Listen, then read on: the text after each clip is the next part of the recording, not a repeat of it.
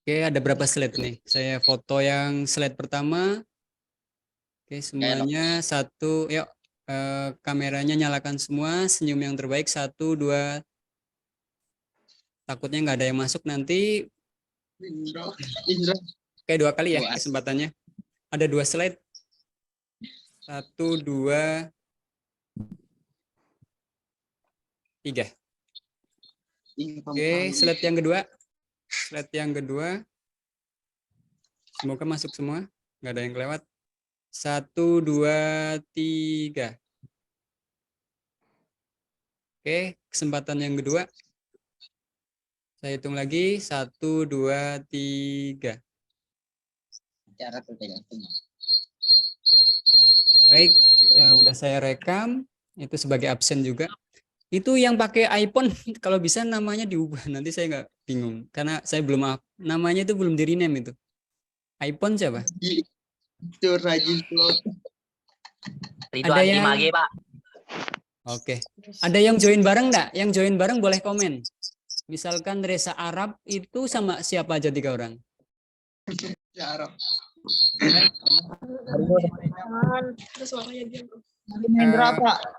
Ya, saya soalnya boleh komen ya. Absennya di komen. Nanti kerekam. Baik. Bismillahirrahmanirrahim. Assalamualaikum warahmatullahi wabarakatuh. Waalaikumsalam warahmatullahi wabarakatuh. Waalaikumsalam, Pak. Oke, selamat siang semuanya, teman-teman. Ya, Pak. Oke, hari ini kita lanjutkan sesi yang kedua dari target 14 kali pertemuan. Jadi masih panjang dan materinya kita lanjutkan untuk pertemuan sebelumnya. Kita masih berdiskusi dan belajar bareng tentang mata kuliah sistem aplikasi perangkat lunak di fasilitas kesehatan khususnya bidang rekam medis ya. Hari ini saya akan share screen sebentar. Ini dia.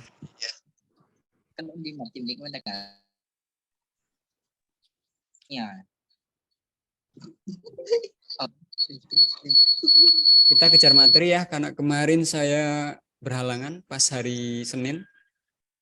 Oke, sudah terlihat di monitor teman-teman? Sudah, Pak. Kita akan belajar apa itu SIRS. Kalian bacanya gimana? SIRS atau SIRS, terserah. Intinya kalian paham konsepnya. Di sini ada namanya Sistem Informasi Rumah Sakit. Nah, sesuai dengan topik silabus yang kedua, di sini adalah aplikasi untuk menghimpun data, terus juga nanti hasil outputnya berupa informasi yang bisa digunakan untuk jadi bahan informasi dalam membuat kebijakan atau membuat keputusan begitu. Di mana ini dikeluarkan oleh Kementerian Kesehatan ya, bahkan baru-baru ini. Karena kemarin saya ikut sosialisasi di awal tahun, Januari tanggal 25. Ini yang versi 2.0, di mana versi sebelumnya ada versi 1.0.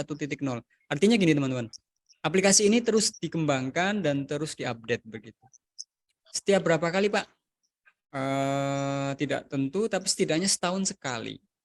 Tapi ada juga yang pernah lama, yaitu 2011 untuk yang versi generasi awal. Tapi dia dikembangkan terus. Nah, aplikasi SIRS ini menurut teman-teman digunakan di mana? Ada bunyi situ, nah. Di puskesmas, di klinik, atau di mana? Atau di rumah sakit? Di rumah sakit, Pak. Ya, sesuai namanya ya, Sistem Informasi Rumah Sakit. Dia ada keterangan online, jadi dia berbasis web. Tampilannya seperti apa, nanti saya akan tunjukkan. Nah, dasar hukumnya, kewajiban kita menggunakan aplikasi ini apa sih? Ya, tentunya ada. Jadi teman-teman nanti yang akan bekerja di rumah sakit, di klinik, rumah sakit swasta. Kalau klinik pakai enggak teman-teman? Kalau klinik? Enggak ya. Karena ini memang dikhususkan untuk, suara saya jelas enggak? Jelas, Pak. Oke, terima kasih. Jelas, Pak. Jadi dia memang diperuntukkan untuk rumah sakit baik negeri maupun swasta ya, sistem informasi rumah sakit. Nah, kita akan coba eksplor nih apa latar belakangnya, apa itu konsepnya, apa itu penggunaannya, apa itu peruntukannya, dan kita langsung dihadapkan pada dasar hukumnya sebagai mandatori atau kewajiban melaksanakan pondasi hukumnya sebetulnya udah lama, yaitu sejak tahun 2011. Pada tahun 2011 kalian di jenjang pendidikan apa nih? SD? SMP? SD, Pak. Masih SD. Tanggal 15 Juni peraturan Permenkes nomor 1171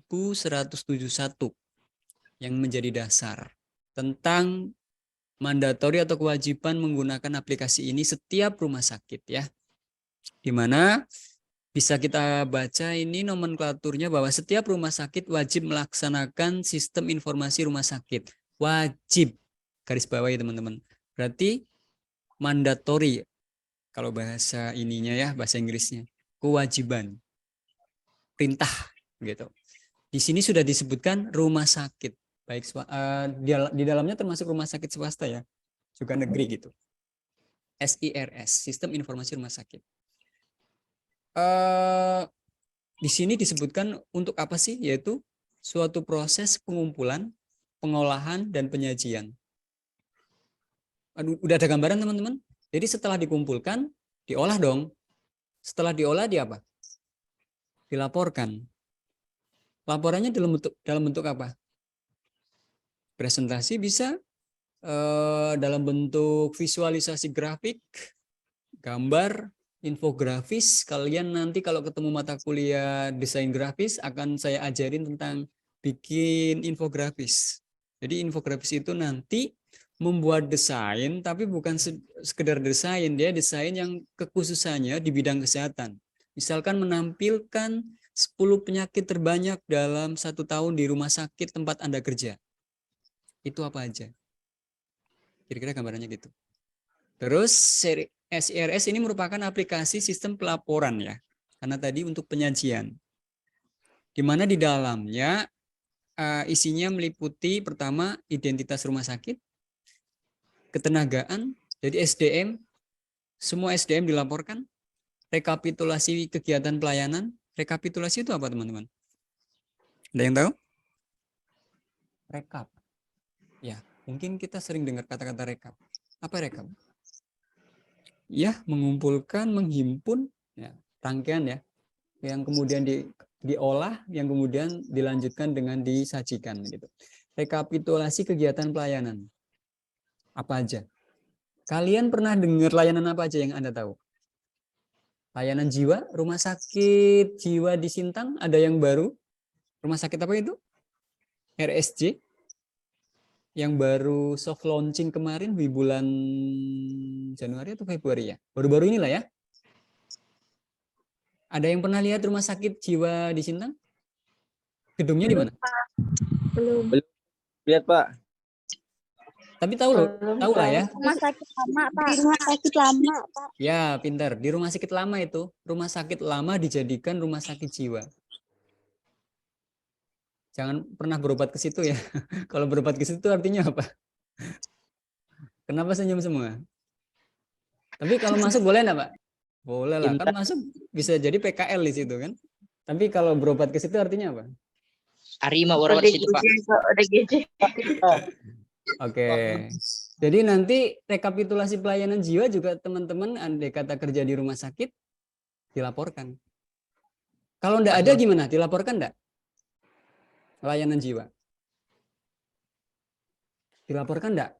Kalau enggak ada pelayanan jiwa. Tidak, Pak. Oke. Ada yang jawab tidak?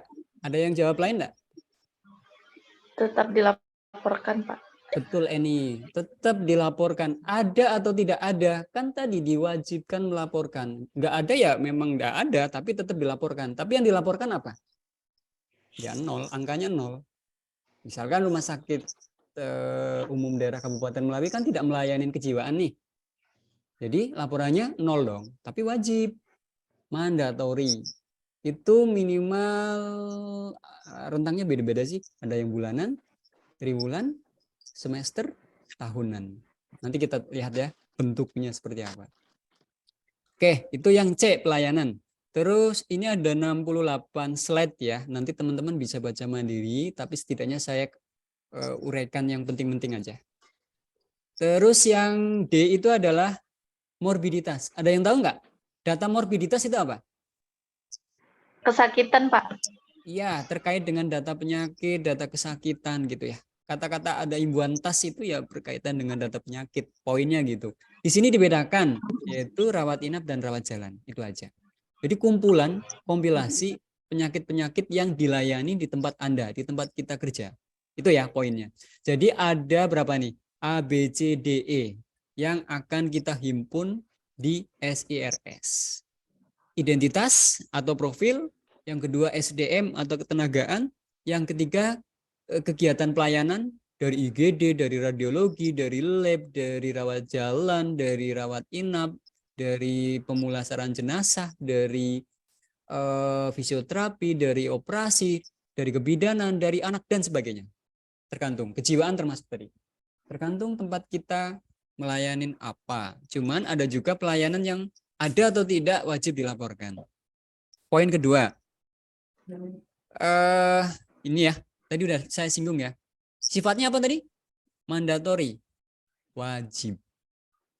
Ya, jadi teman-teman nanti pasti ketemu benda ini nih, pekerjaan ini nih, software ini. Termasuk kakak kelas kalian yang udah pada ASN, PNS, terutama yang di rumah sakit, yang swasta, sering konsul. Pak, ini gimana ya cara ngisi coding di poin RL? Nanti kan ada RL nih. RL ini rekapitulasi laporan. 1, 2, 3, 4, 5, dan seterusnya. Jadi kan 5 ya. A, B, C, D, E. Ya. Terus setiap rumah sakit itu punya nomor identitas. Nah, ini yang poin 3. Jadi setiap rumah sakit itu kayak ada nomornya. Kalau nomor kendaraan ya nomor polisi gitu ya. Setiap rumah sakit ada kodenya. Kalau di Kalbar ini semuanya diawali dengan 611 terus belakangnya diikuti nomor khususnya. Gitu. Jadi punya nomor khusus masing-masing rumah sakit. Rumah sakit, kita ngomongin rumah sakit. Kalau klinik beda lagi.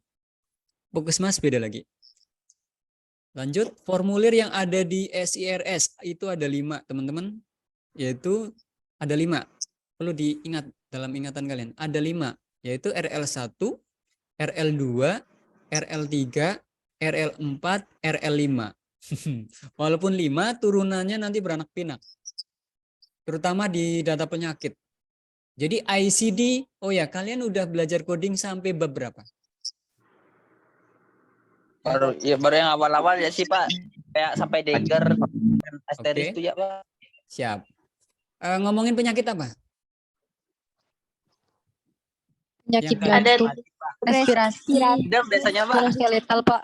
Oke, muskuloskeletal atau otot dan tulang, respirasi atau pernafasan gitu ya. Oke. Nah, coding-coding yang teman pelajari itu nanti akan dilaporkan. Kalau ada ya nilainya berapapun di jumlahnya maksudnya dilaporkan, nanti itu dilaporkannya dalam bentuk angka yang dikategorikan jenis kelamin, terus jenis kondisinya pada saat dia sembuh, pada saat dia pulang. Apakah dia meninggal, apakah dia hidup, gitu teman-teman. Terus dibedakan lagi rentang umurnya. Yang misalkan pernafasan pneumonia, itu dia umur berapa, sakit codingnya apa, gitu. Oh ya, jenis pelayanannya dia dirawat jalan atau dirawat inap juga dilaporkan. Jadi beranak pinak nanti datanya. Jadi datanya punya sub-sub menu gitu maksudnya. Oke, RL1 itu berisi apa sih teman-teman? Data dasar. Nama direkturnya, alamatnya di mana, tempat tidurnya berapa, terus jenis pelayanannya apa saja, terus layanan penunjangnya apa aja, radiologi, lab, dan sebagainya. Ini berisikan data dasar. Ini diupdate setiap saat. Misalkan hari ini direkturnya A, ya kan? Besok direkturnya berubah. Misal, dalam setahun kan bisa jadi berubah kan? Ya enggak? Nah, itu bisa diupdate. Nama direkturnya diupdate. Termasuk juga SDM. Kalau hari ini kalian belum bekerja di rumah sakit umum daerah Melawi. Besok lalu keterima di RSUD Kabupaten Melawi. Nanti datanya diupdate juga besoknya di RL1. Jadi kalau RL1 ini diupdate berdasarkan kapan ada perubahan. Oke, poinnya itu ya. Terus yang poin 2, yang RL2, berisikan data ketenagaan yang dilaporkan periodik setiap tahun. Kalau ini tahunan. SDM semua. Kalau rekam medis masuk apa kemarin di pertemuan pertama kita masuk jabatan fungsional apa? Ingat nggak? Ada yang tahu nggak? Kita rumpun tenaga kesehatan apa namanya? Dep apa Dep kemarin Dep? Ya, apa kemarin? Depa. Teknisian medis. Tuh, silakan ditulis di kolom chat. Kita masuknya rumpun ke teknisian medis. Kita megang pasien enggak? Tidak, Pak. Tidak, Pak. Tapi kita melayanin pasien enggak? Melayanin. Melayani, Pak. Ya. Melayani, Pak. Cuma batasannya seperti melayani di banyak berhubungan dengan data, seperti di pendaftaran, di proses pengklaiman, terus pengklaiman nanti termasuk misalkan ngurus kalau bentuk konkretnya kalau di tempat kerja nanti mengurus kasus BPJS yang nunggak misalkan berdasarkan kode penyakitnya apa itu, karena nanti beda penyakit beda tarif, terus beda tarif nanti dihitung menggunakan aplikasi berapa dendanya begitu. Kita nggak megang duit memang enggak, cuman menjembatani di antara bidang lain gitu.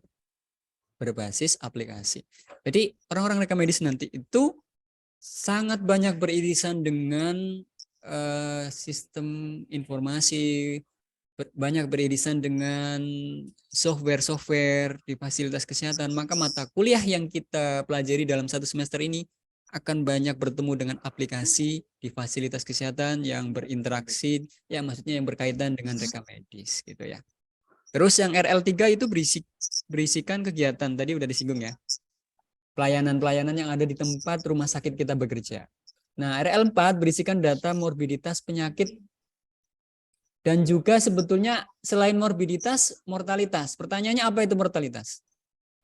Kematian, Pak. Kematian kok. Iya. Kalau ini morbiditas berkaitan dengan kesakitan, kalau mortalitas itu berkaitan dengan kematian, angka kematian, jumlah kematian. Kematiannya karena apa? Penyakit apa? Di layanan apa? IGD, rawat jalan, rawat inap, gitu. Dibedakan masing-masing kelompoknya. Jenis umurnya meninggal di usia berapa? Kalau nanti dia neonatus terus meninggal, berarti angka kematian bayi. Terus kalau nanti di usia di atas 60 bisa jadi dia masuk geriatri. Tahu nggak geriatri? Apa itu geriatri? Kok saya ngirimnya tadi ke Reza aja ya, padahal niatnya kirim chatnya ke semua. Sebentar. Everyone to.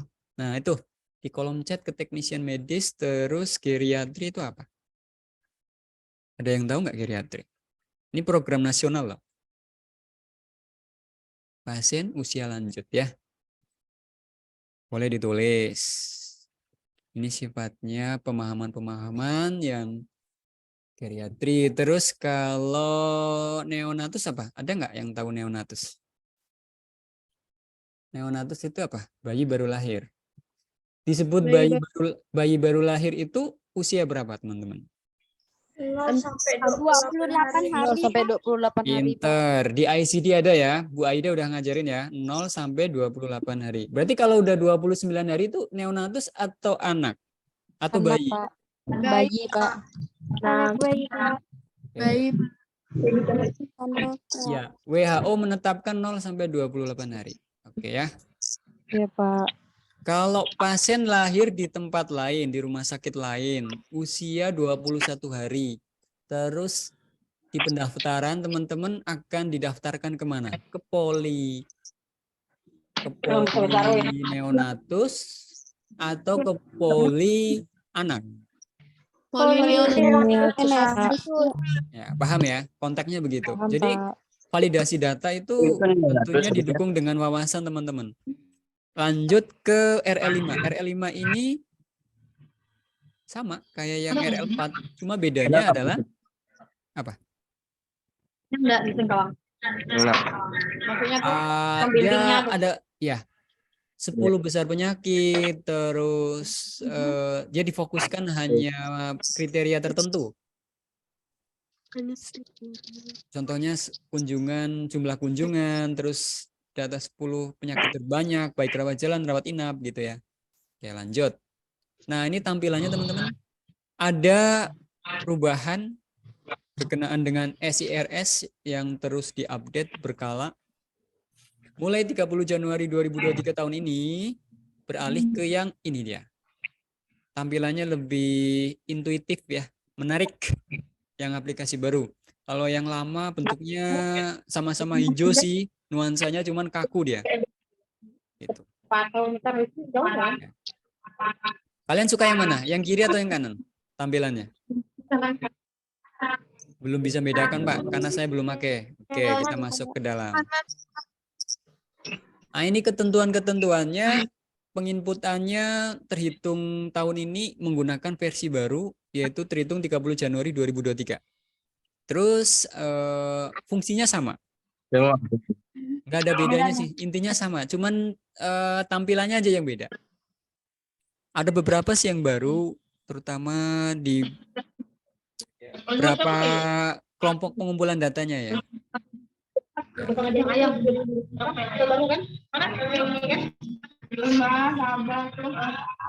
Sabar. Ini untuk yang RS on metode yang baru ini, yang versi 2 ini. Jadi untuk SDM itu tidak lagi di entry satu-satu teman-teman. Tapi ada namanya bridging. Ada yang tahu enggak apa itu bridging? Bridging aplikasi. Saya kirim di kolom chat ya. Jadi antara dua aplikasi dihubungkan untuk saling berkomunikasi. Gitu. Di RS Online ada namanya Sistem Informasi Sumber Daya Manusia Kesehatan, SISDMK. Jadi data yang dientrikan di SISDMK ini pada saat sudah lengkap bisa tinggal dipanggil saja untuk mengisi menu di bagian SIRS Online yang versi baru gitu. Jadi tinggal disedot saja. Jadi artinya nanti dalam bekerja itu bagaimana teman-teman? Apakah SISDMK di-entry oleh orang rekam medis juga? Atau gimana? Ada punya gambaran enggak? Bisa iya, bisa tidak. Tergantung kalau nanti di situ kurang orang, bisa jadi orang rekam medis membantu di sini. Tapi kalau sudah organisasi di rumah sakit tersebut sudah bagus, biasanya ini di-entry oleh orang mana? Tata usaha, bagian kepegawaian ya. Jadi kita cuma tinggal validasi data aja teman-teman. Perawat ada 100, benar enggak datanya ada 100? Rekam medis ada 5, di Rumah Sakit Umum Daerah Kabupaten Melawi ada 5. Nah, peluang enggak nih buat teman-teman? Rumah sakit tipe C itu minimal berapa? Ada yang tahu enggak? 7. 7? Kan standarnya 7, Pak. 30 kalau mau baca lagi. Nanti saya tunjukin ya. Saya belum. Jangan 7 Nah, artinya masih kurang banyak. Gitu. Yang lulusan rekam medis idealnya itu ada 30. Tipe C. Nah, ketika kurang ya tentunya tinggal di ini aja. Telaah staf namanya, diajukan untuk menambah. Nah, kalian berpeluang nih di antara berapa nih? 44. Mana yang 3 nih? Nggak masuk? 4 orang? Atau gabung ya? Oh, ada yang gabung tadi ya? Mario, Carlos Gebi, Aswan. Oke, ada yang gabung. Siap. Gabung jadi satu Zoom ya. Oke. Jadi bridging ini teman-teman harus tahu ya, apa itu bridging ya. Bridging apa tadi? Ada yang tahu enggak bridging? Bisa jelaskan ulang yang barusan saya sampaikan sekilas? Kayak dua sistem yang sistem yang bisa dipakai tidak hanya satu orang gitu Pak. Yang menjembatani dua sistem. Ya, intinya dia adalah menjembatani dua, ya sesuai namanya bridge itu kan jembatan ya. Jadi kondisi saling terhubung antara beberapa aplikasi ya. Jadi dia konsep ini adalah menghubungkan dua aplikasi, betul. Jadi ada dua aplikasi atau lebih bahkan. Bisa jadi 3, 4 dan seterusnya. Saling terhubung gitu. Karena datanya kan sangat beragam kan. Kalau SISDMK ini berfokus kepada pegawai, sedangkan SIRS ini adalah berfokus kepada banyak hal. Jadi ketika banyak hal ini salah satunya ada di aplikasi lain, ya tentunya kita tinggal mengintegrasikan atau menggabungkannya aja. Gitu. Mekanismenya begitu. Paham ya? Harus paham. Nah, ini tampilan user interface atau tampilan awal dari aplikasi SIRS Online versi 6, versi 2.0, SIRS Online 6 versi 2.0 maksudnya gitu bacanya. SIRS 6 versi 2.0. Terus untuk loginnya adalah menggunakan kode rumah sakit dan password nanti. Teman-teman pernah dengar istilah autentikasi dan otorisasi enggak? Autentikasi. Belum, Pak. Apa Pak. itu? Autentikasi dan otorisasi. Apa bedanya? Autentikasi itu Apa itu? memverifikasi gitu ya. Memverifikasi enggak sih?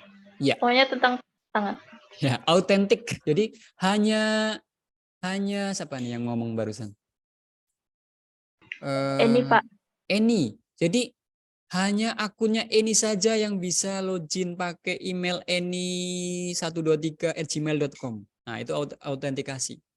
Jadi kalau pakai emailnya saya nggak bisa pada saat login autentikasi ya. Hanya nomor HP-nya si pengguna saja yang misalkan HP-nya Eni yang bisa untuk login. Gitu.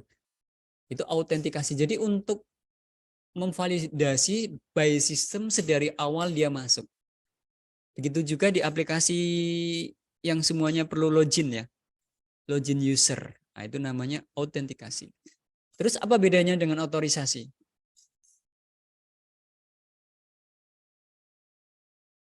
Pemberian kewenangan ya. Pada saat login, Eni kira-kira sebagai profesi apa nanti? Prekamedis. Prekamedis ternyata di dalamnya ada sub-subnya lagi. Eni tertarik bidang apa? Di rekamedis. Coding suka enggak?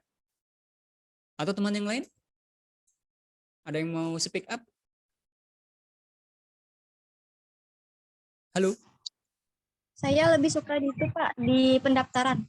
Oke, mantap. Berarti orang pendaftaran ini jangan dianggap ini ya. Justru di pendaftaran itu perlu orang yang teliti, jeli, dan komunikatif. Kalian nanti itu akan disorot oleh banyak orang dengan datang beragam situasi. Orang gawat darurat biasanya cenderung apa? Gimana? Kalau kita ketemu orang yang dalam kondisi panik, kalut, kira-kira gimana? Biasanya dia tuh lebih terburu-buru gitu Pak, dan panik. Ya, kondisi itu kira-kira apa yang akan dipertaruhkan? Suasana Mungkin emosi ya? Ketelitiannya Pak. Ya, artinya kondisi kayak gitu perlu ada seni cara menghadapinya. Jangan sampai juga kita ke bawah. Mereka panik, kita jangan ikut panik. Apalagi mereka marah juga, misalkan marah, tapi janganlah ya. Kita jangan ikut marah juga. Karena di pendaftaran itu, ya itu tadi saya bilang salah satu kemampuan soft skill-nya yaitu berkomunikasi dengan baik. Gitu. Kalau Anda memilih bagian itu, berarti Anda harus punya kemampuan soft skill dalam membawa diri. Komunikasi yang baik, terus penampilan yang bisa mengkondisikan, rapi, sopan gitu kan. Terus kejelian. Iya, Pak. Nah, ini otorisasi di pendaftaran berarti Anda hanya bisa diberi akses untuk login menggunakan di menu pendaftaran saja misal. Itu namanya otorisasi. Ketika Anda tidak ditaruh di area pengkodingan, berarti Anda tidak bisa masuk ke menu aplikasi yang terkait pengkodingan. Itu namanya otorisasi, pemberian kewenangan. Ya, lanjut. Nah, otorisasi Anda diberi kewenangan untuk mengubah password. Setiap user diberi kewenangan otorisasi untuk boleh mengubah password akun Anda masing-masing. Itu contohnya. Nah, ini tampilan dalamnya sederhana sih. Cuman ya itu tadi, trikinya kita banyak ngurusin data yang begitu melimpah. Saya aja pening ngurusinnya karena kurang orang. Saya perlu kalian nanti. Saya doakan kalian bisa serius kuliah di bidang ini karena kalian sudah memutuskan kenapa memilih reka medis. Jadi kalau memang nggak yakin dan kayak kurang yakin, ya silakan. Kalian punya opsi. Mau lanjut, lanjut lah ya. Karena tentunya udah jadi pilihan gitu. Reka medis masih banyak peluang. Ya tentunya persaingan tetap ada gitu. Oke, lanjut ke materi. Otorisasi, diberi kewenangan untuk mengubah password. Lanjut, fitur-fiturnya. Paham ya? Kalau di desain grafis nanti saya akan mengenalkan apa itu icon-icon kecil ini. Ini ada maknanya. Ini namanya icon plus, ini biasanya untuk nambah data. Kalau checklist ini untuk validasi. Sudah benar, checklist. Kalau sudah benar berarti kita simpan. Kalau kita mau mencari data berarti search, menu search ini, tombol search. Kalau mau mengupdate, mengkoreksi, ya dihalui dengan menghapus bisa jadi. Ini tombol hapus. Ini icon untuk menghapus. Ini icon untuk mengedit. Ini icon tahu nggak icon? Apa sih? Menu-menu gitu ya.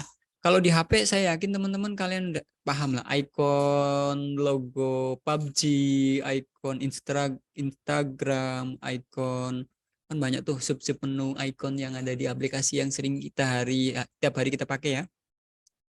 Nah, ini tampilan bagian dalamnya teman-teman. Nanti saya tunjukkan yang realnya, tapi tidak ada datanya ya, karena tentunya ada kerahasiaannya, tapi setidaknya kalian bisa live view, melihat langsung begitu. Oke, lanjut. RL data dasar RS. Nah, ini tadi udah banyak disinggung. Nah, ini tampilannya. Ini tampilan yang RS online yang bawah. Ini yang SIRS. Jadi teman-teman jangan terkecoh dengan beberapa istilah.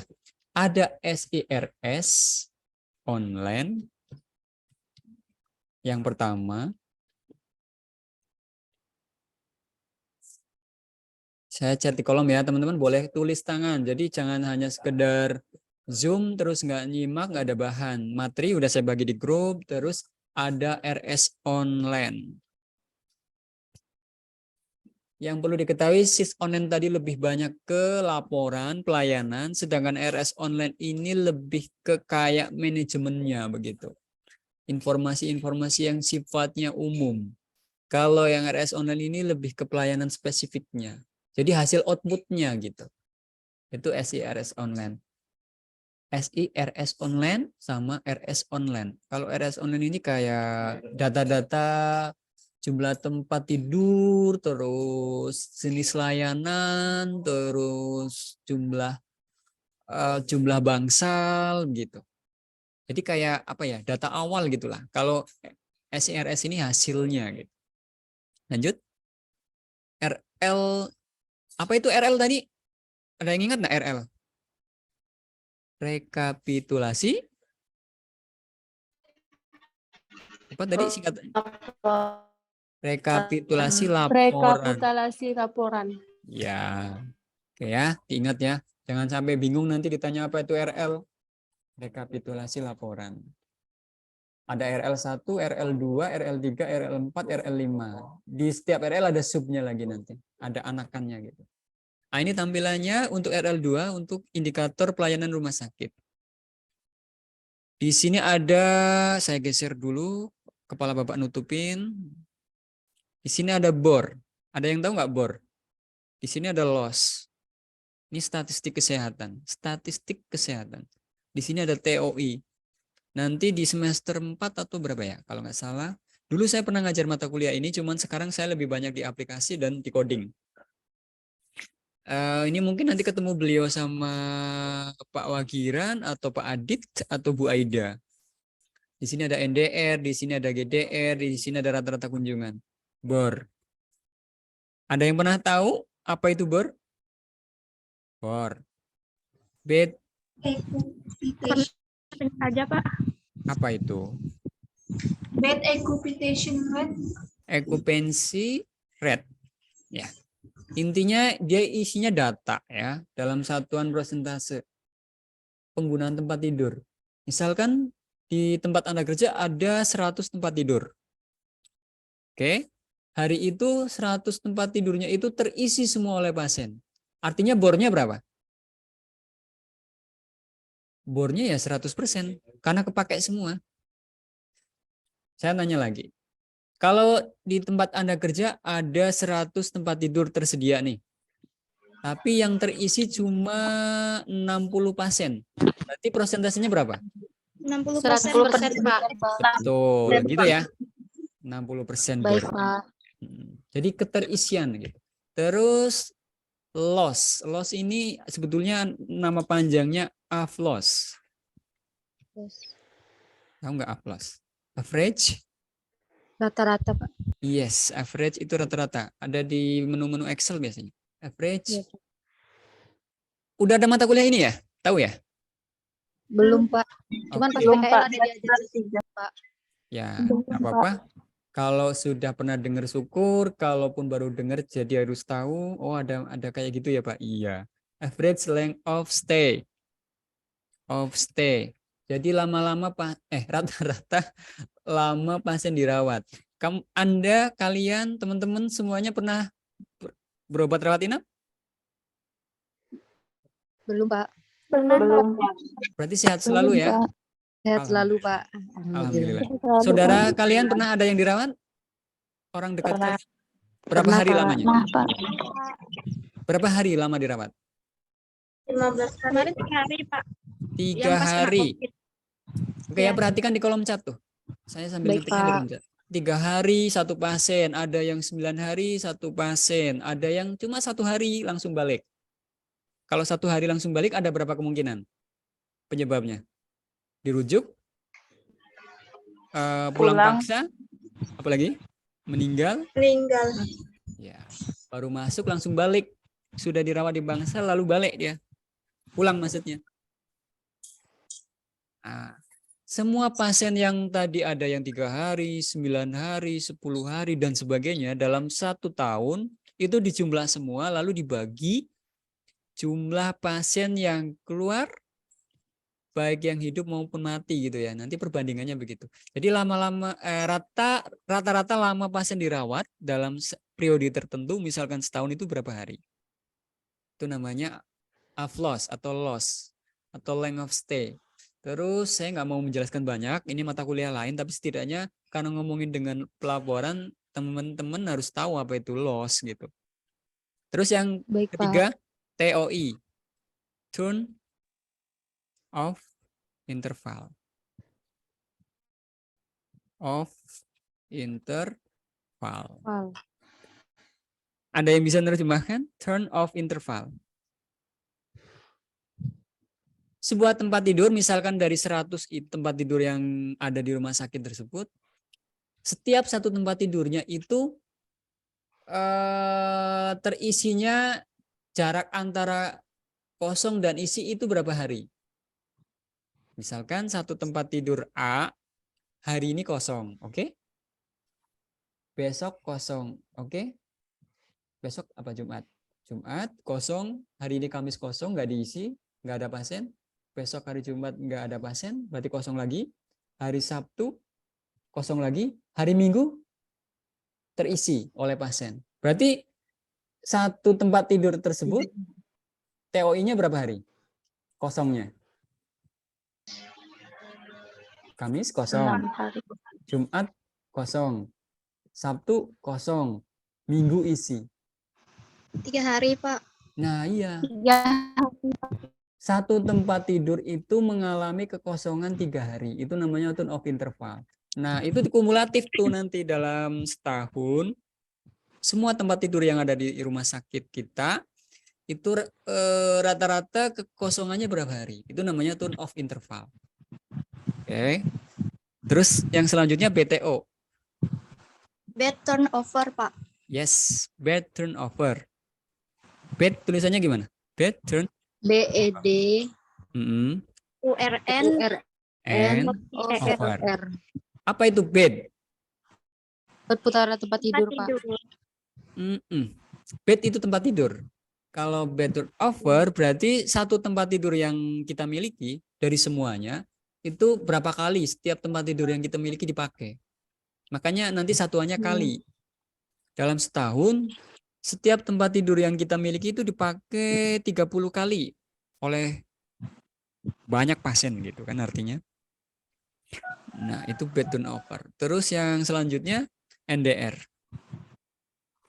Net death. Kalau death, Red. death apa? Red. Meninggal, Pak. Hmm. Meninggal, kematian. Angka Kematian. kematian bersih atau net ya, neto. Terus jadi jumlah pasien yang meninggal tapi yang lebih dari 24 jam. Lebih dari 2 kali Selama 24 jam 48 atau jam, Pak. 48 jam atau 2 hari. Terus GDR. Berarti semua pasien yang Gross death rate. gross Ya. Death rate. death rate. Nah, ini data ini diolah oleh siapa? Oleh kita, jangan salah. Oleh orang-orang rekam medis. Makanya kalian harus kenal. Gitu. Oke, rata-rata kunjungan kalau hari ini ada 2 pasien, terus besok ada 4. Total berapa pasien dalam 2 hari? 6, Pak. 6. Dalam 2 hari ini rata-rata tiap hari berarti pasiennya ada berapa? 6 dibagi 2 hari. Rata-rata sehari ada berapa? 3. 3, Pak. Gitu. Nanti kalau kalian menghitung dalam setahun, misalkan sehari rata-rata 500 pasien rawat jalan, ya udah. Kalian tuh yang menganalisis data. Jadi orang rekam medis itu berinteraksi dengan data ya, teman-teman. Baik, Pak. Lalu dikumpulkan, diolah, lalu disajikan menggunakan aplikasi yang banyak pilihannya. Saking banyaknya kita nanti akan pening, teman-teman. Jadi makanya kalian harus kenal. Semangat. Nanti kan tim nggak kerja sendiri. Baik, Pak. Lanjut. Nah, ini yang RL 1.2 tampilannya seperti ini. Walaupun udah saya jelaskan tadi fungsi dan konsepnya, ini tampilannya. Seperti ini ya. Oke. Tadi menu-menu hapus, edit, CRUD. Saya perlu menyampaikan ada terminologi namanya CRUD. Yaitu create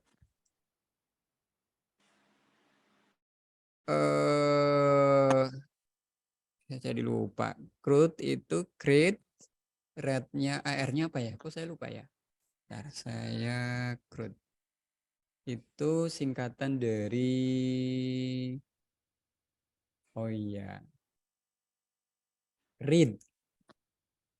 read, update dan delete. Update, delete. Jadi gini teman-teman yang mau saya sampaikan. Dalam mengumpulkan data, mengolah data, menampilkan data itu kita sangat erat dengan 4 terminologi ini. Create membuat, read membaca, update. Update ini bisa mengubah ya. Yang tadinya angkanya 2 karena koreksi harusnya 3, nah itu diupdate. Kalau delete menghapus. Oh ini salah, dihapus begitu. Ini ya istilah CRUD ini berada di banyak bidang. Gitu. Ini istilah di komputer di informatika sih. Tapi di banyak hal, terutama karena kita belajar tentang aplikasi ya inilah dia. Create, read, update, delete. Next. Ini yang 1.3 di fasilitas tempat tidur rawat inap. Jadi jumlah tempat tidurnya. Di sini ada VVIP, terus ada VIP, terus ada kelas 1, kelas 2, kelas 3, kelas khusus. Ada yang mau nanya enggak? Paham semua enggak nih? Apa itu VVIP? Kurang paham, Pak. Oke. Kalau kurang paham bisa kita cari referensinya. Apa itu VVIP? Ada yang tahu enggak?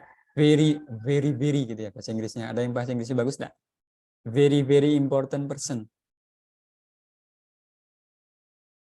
ya levelnya paling inilah ya, istimewa. Walaupun ada lagi sih nanti ada yang namanya, tapi itu kalau di hotel sih. Kalau di rumah sakit setidaknya ini sih. Jadi kelas VVIP. Kalau yang VIP, very important person. Kelas pelayanan sebetulnya kontaknya gitu sih. Gitu. Terus kelas 1, kelas 2, kelas 3. Itu jumlahnya berapa? Itu sih yang mau kita omongin. Jumlah tempat tidurnya ada berapa? Kelas VVIP berapa? Kelas VIP ada berapa? Kelas 1 ada berapa? Kelas 2 ada berapa? Kelas 3 ada berapa? Kelas khusus. Ada yang nanya enggak? Ini kelas khusus untuk apa? Ada gambaran enggak? Kelas khusus ini untuk apa? Nggak tahu. Oke. Untuk yang Bagus. isolasi itu Pak. Iya, pinter. Kalau di masa pandemi kemarin itu ada namanya kelas khusus kelas perawatan khusus gitu untuk isolasi, ya kan? Isolasi karena COVID.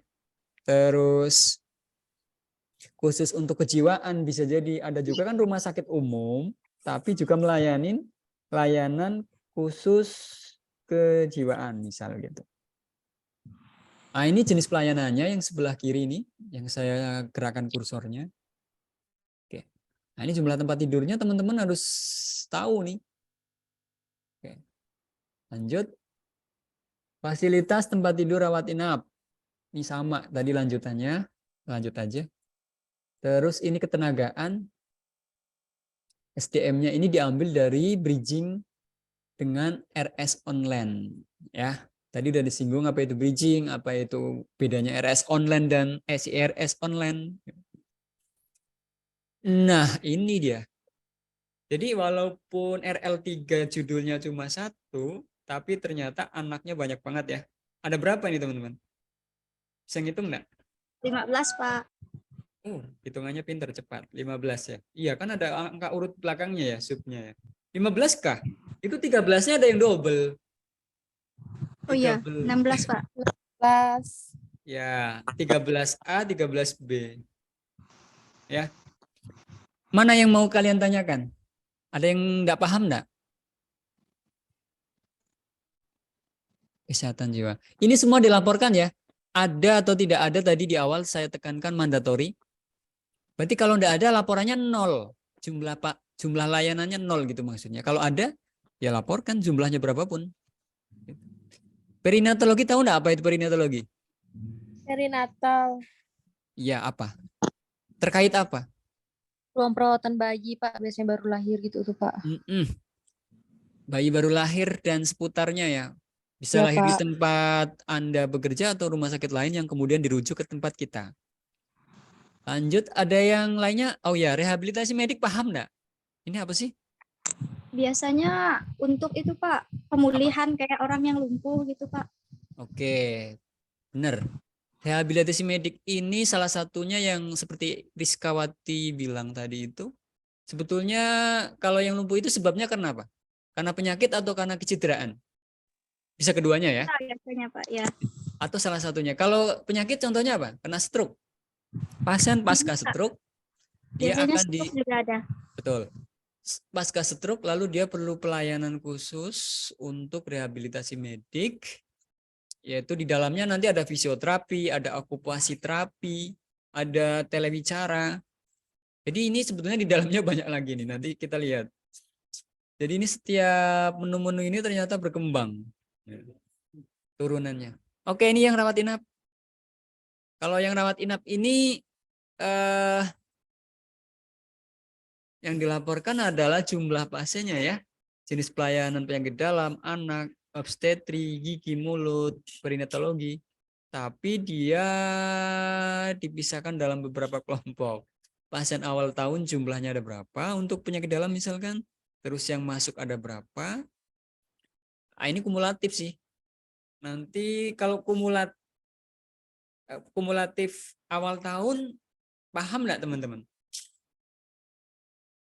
Misalkan gini.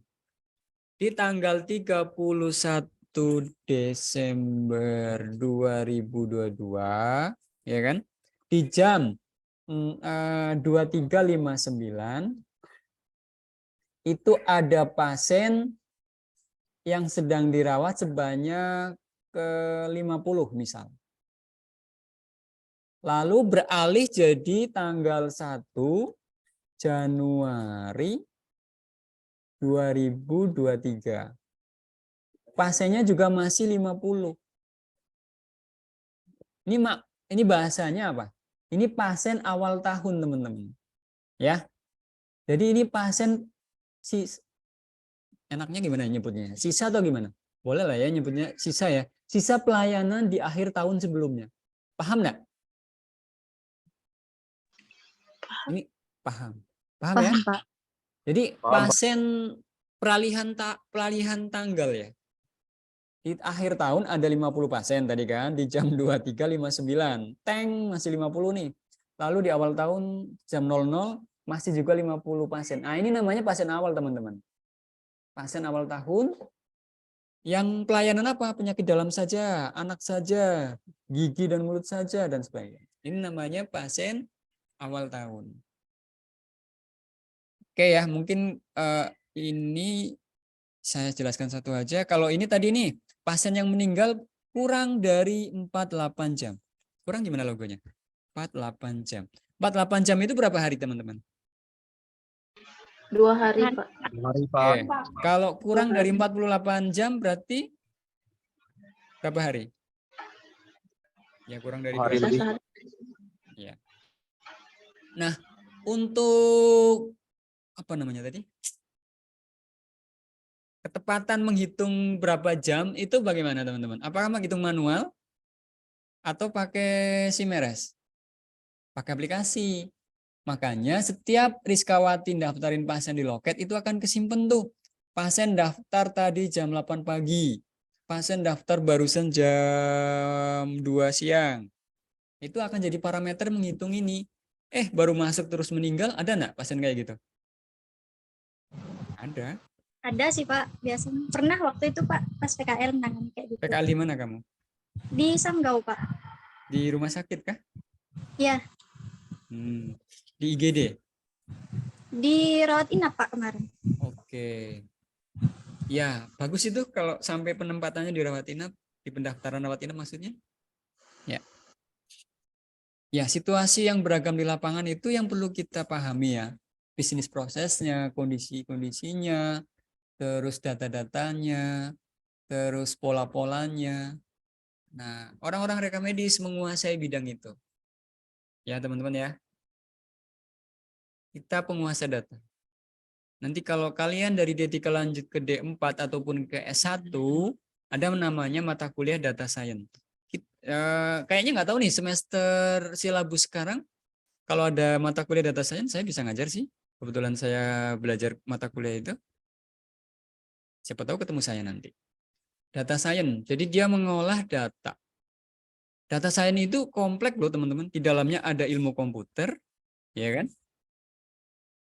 Ilmu komputer, ilmu statistik,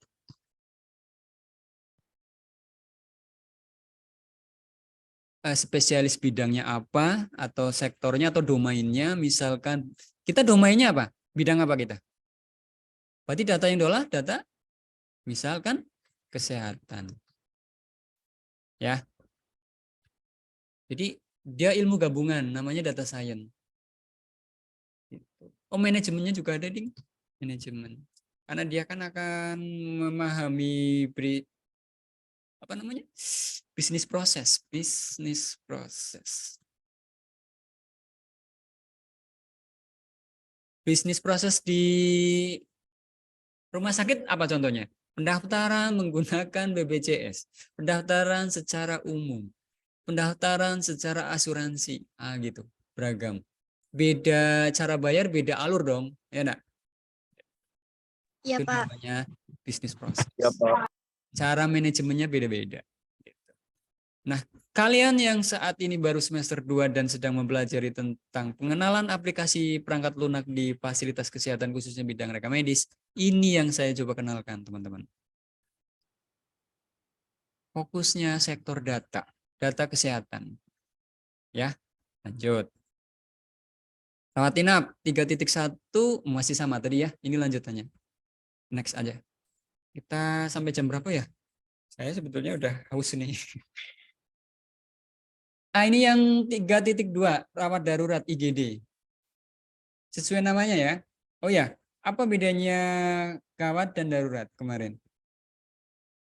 Ada yang bisa jawab nggak?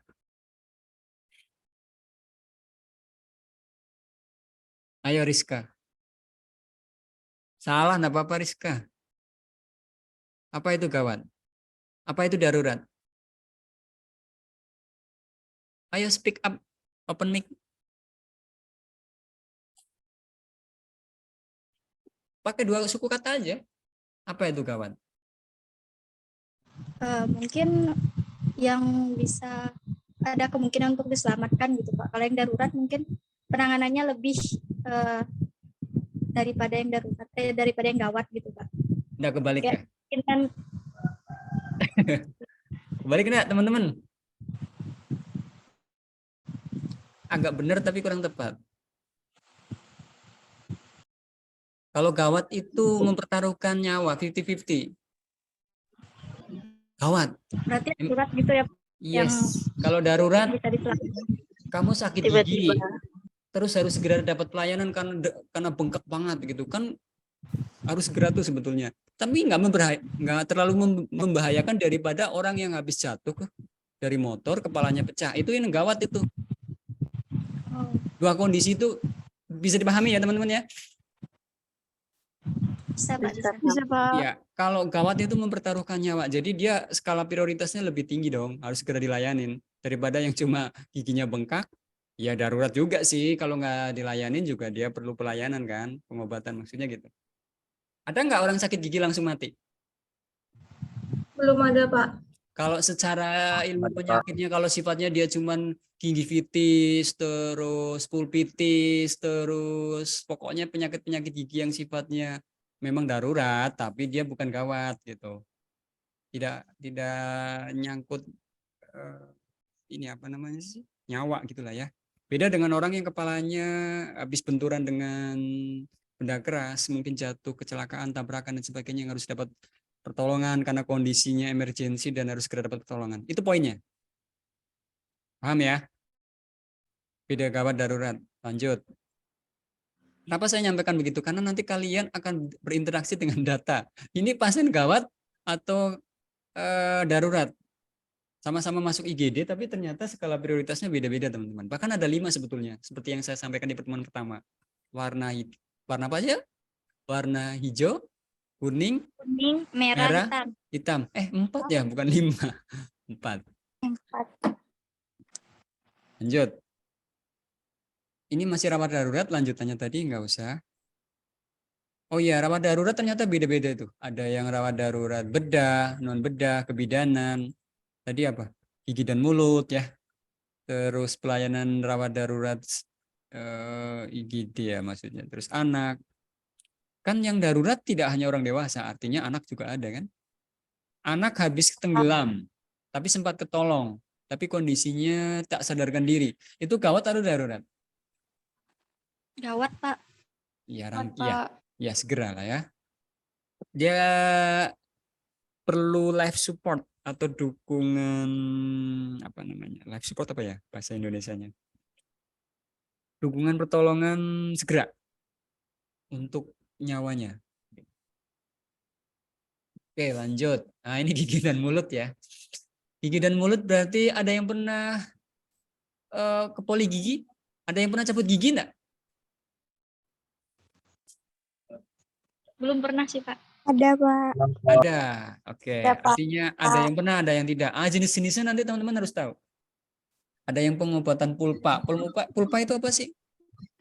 Di dalam struktur anatomi gigi itu ada namanya pulpa atau area tengah gigi ya bahasa gampangnya. Di sana itu ada sarafnya. Kalau giginya ngilu bisa jadi pulpanya ada radang pulpa namanya pulpitis. Pulpitis. Bisa karena infeksi, bisa karena sering makan makanan minuman panas dan yang zat-zat keras lainnya mungkin. Ada yang suka empek-empek enggak? Jadi permukaan giginya jadi tipis, akhirnya jadi sensitif giginya. Oke, lanjut. Nah, ini untuk kebidanan. Kasus kebidanan di sini ada persalinan normal, seksio sesaria, persalinan dengan komplikasi, data-datanya ya. Apa nih? PRD kok kecil banget ya.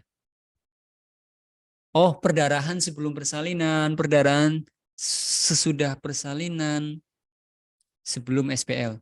Preeklamsi, imunisasi TT1, imunisasi TT2. Ada yang mau ditanyakan enggak nih? Seksio cesaria ini apa sih? Kalau di ICD ada section cesarian tulisannya. Devanda Pak mau nanya Pak. Boleh, silakan. Kita biasa sering dengarnya SC. Ada yang menanyakan tadi apa? Silakan.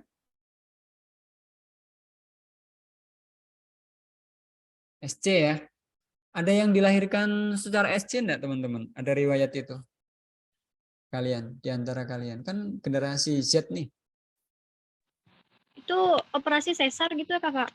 Betul, Rizka. Jadi, kalau yang Rizka pahami, SC itu gimana? Operasi sesar itu gimana? Itu Pak operasi melahirkan secara tidak sadar gitu, dibius gitu kan? Ya. Dan kemungkinan keselamatan bayi dan ibunya lebih besar daripada yang melahirkan secara normal. Ada alasannya enggak kenapa di SC? Biasanya karena organ vitalnya itu terlalu kecil untuk mengeluarkan bayi, Pak.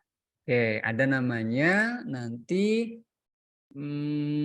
pelvis disease. Jadi pinggul si bundanya itu apa ya? Tidak proporsional dibandingkan ukuran bayinya. Sempit gitu ya Pak? Ya, mungkin kita sering dengar istilah pinggul sempit gitu ya. Panggul lebih tepatnya, pelvis. Panggul sempit itu kalau dipaksakan lahir normal, apakah bisa? Ya, tentunya mengambil risiko. Daripada ngambil risiko, kalau jika ada dokternya, ada SDM-nya, ada alatnya yang mendukung, opsinya SC bisa jadi. Gitu ya. Jadi targetnya adalah pasien safety atau keselamatan pasien. Itu informasi yang saya tambahkan. Jadi SC itu selalu ada alasannya. Ada nggak yang SC alasannya bukan alasan medis? Banyak. Ada nggak? Pengen Ada, Pak. anaknya Kalau di- lahirnya sama dengan tanggal lahir ayahnya. Ya, biasanya Ada, gitu. Pak. Pesenan gitu ya. Ya, Pilih angka cantik. Padahal belum masanya, ya Allah, dipaksa kan pakai SC gitu, dibelah. Melawan takdir nggak itu? Pak. Ya, gimana? Kalau bayinya sungsang juga bisa operasi kan Pak? Betul, itu salah satu argumentasi atau alasan yang mendasari kenapa di SC. Kalau dalam bahasa ICD-nya apa? Tahu nggak sungsang? Disproportion. Bentar ya, saya tulis sungsang. Semoga di semester 4 kalian ketemu saya mata kuliah ini untuk persalinan. Codingnya ya, karena saya banyak mengajar codingnya nanti. Disproportion. Semoga saya nggak salah tulis. Disproportion ya. Disproportion. Portion. Nah ini dia. Jadi dia posisinya nggak semestinya normalnya ibu menjelang melahirkan. Kalau bayi menjelang dilahirkan itu posisi kepalanya di mana? Di samping, Di bawah. di bawah, di tengah-tengah, atau miring atau Bawah. belakang. Ya, Di bawah, Pak. Jadi arahnya harusnya di pintu keluar jalur persalinan gitu. Ketika ternyata kondisinya tidak begitu, itu artinya bahasanya kita nyebutnya sungsang ya. Nah, ketika sungsang itu jika dipaksakan persalinan normal bisa enggak? Ya bisa-bisa aja, cuman mengandung risiko gitu. Keselamatan bundanya dan janinnya berisiko. Nah, untuk membuktikan dia sungsang gimana? Ada yang tahu enggak? Di rekam medis biasanya ditulis gimana? Ya? Untuk mengetahui sungsang gimana? USG, Pak. Yes, betul. Apa USG? Singkatan. Ada yang tahu nggak USG? ultrasonografi, Pak. Oke, pintar. Ultrasonografi. Nah, ini yang cowok-cowok harus paham nih. USG ya. Nah, ini codingnya aja teman-teman. Coding tindakan ada seberapa? Berapa tahu nggak? 8.000 coding. Kalau yang kode penyakit 14.000. Kira-kira 3 tahun kalian kuliah bisa hafal nggak? Enggak, Pak. Enggak, Pak. Pak, Tidak, Pak. Susah, Pak. Gini, Tidak. mindset kalian jangan difokuskan menghafal teman-teman, tapi memahami konsepnya, strukturnya gitu aja. Jadi gini, pada saat ditanya, minimal tahu bloknya. Kalau ngomongin persalinan, untuk kode penyakitnya bloknya di apa? Di P atau di O? P. Oh, Pak. Nah, ada 2 jawaban kan? Ada P dan O. Kalau persalinan ibunya berarti O, kalau bayinya di P begitu. Itu aja. Kalau satu kode dihafalin satu-satu ya bisa aja, kalau kalian cerdas enggak apa-apa sih. Silakan 14.000 dihafal. Tapi minimal tahu letaknya. Jadi pada saat ditanya segera buka buku, langsung ketemu gitu ya. Tapi kalau hafal bagus. Tapi kayaknya nggak ada yang hafal deh. Saya aja nggak hafal kok. Jujur aja. Tapi minimal kalau ditanya langsung cepat ketemu. Oh, ini ngomongin persalinan nggak mungkin kodenya ke kode M. Gitu. Ini ngomongin persalinan nggak mungkin ke kode J. J kan untuk pernafasan. Ini ngomongin persalinan nggak mungkin ke kode F. F kan kejiwaan. Kira-kira gitu ya. Paham sampai sini? Lanjut. Paham, Pak. Ini apa nih? Catatan. Catatan di sini ini bila sudah datanya sudah ada datanya apa nih? Bila sudah ada data sebelumnya, data yang disimpan adalah inputan yang terakhir dimasukkan. Oh, ini update tadi ya, CRUD. Next, ini kebidanan masih, kita lanjut ke selanjutnya ya. Persalinan normal, persalinan SC aja yang menarik ya diskusinya. Oke, setengah jam lagi kita selesai karena targetnya jam 3 ya Wulan. Mana Wulan? bulan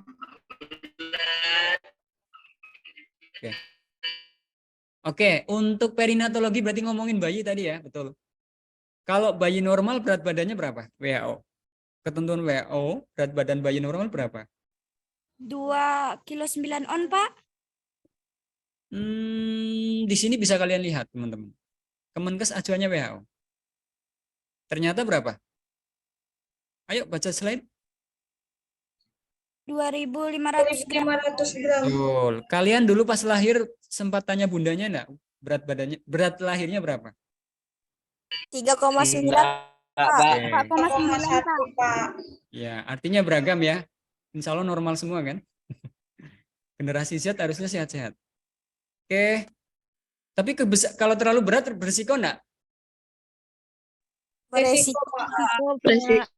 Ya, persalinannya nanti persalinan dengan penyulit karena apa namanya kalau dalam bahasa codingnya itu namanya, aduh saya lupa.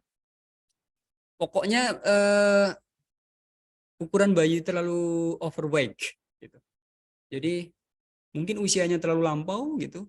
Long term pregnancy, kehamilan lewat dari waktu normal, dia 41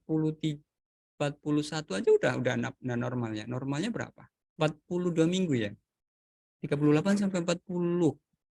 Antara itulah.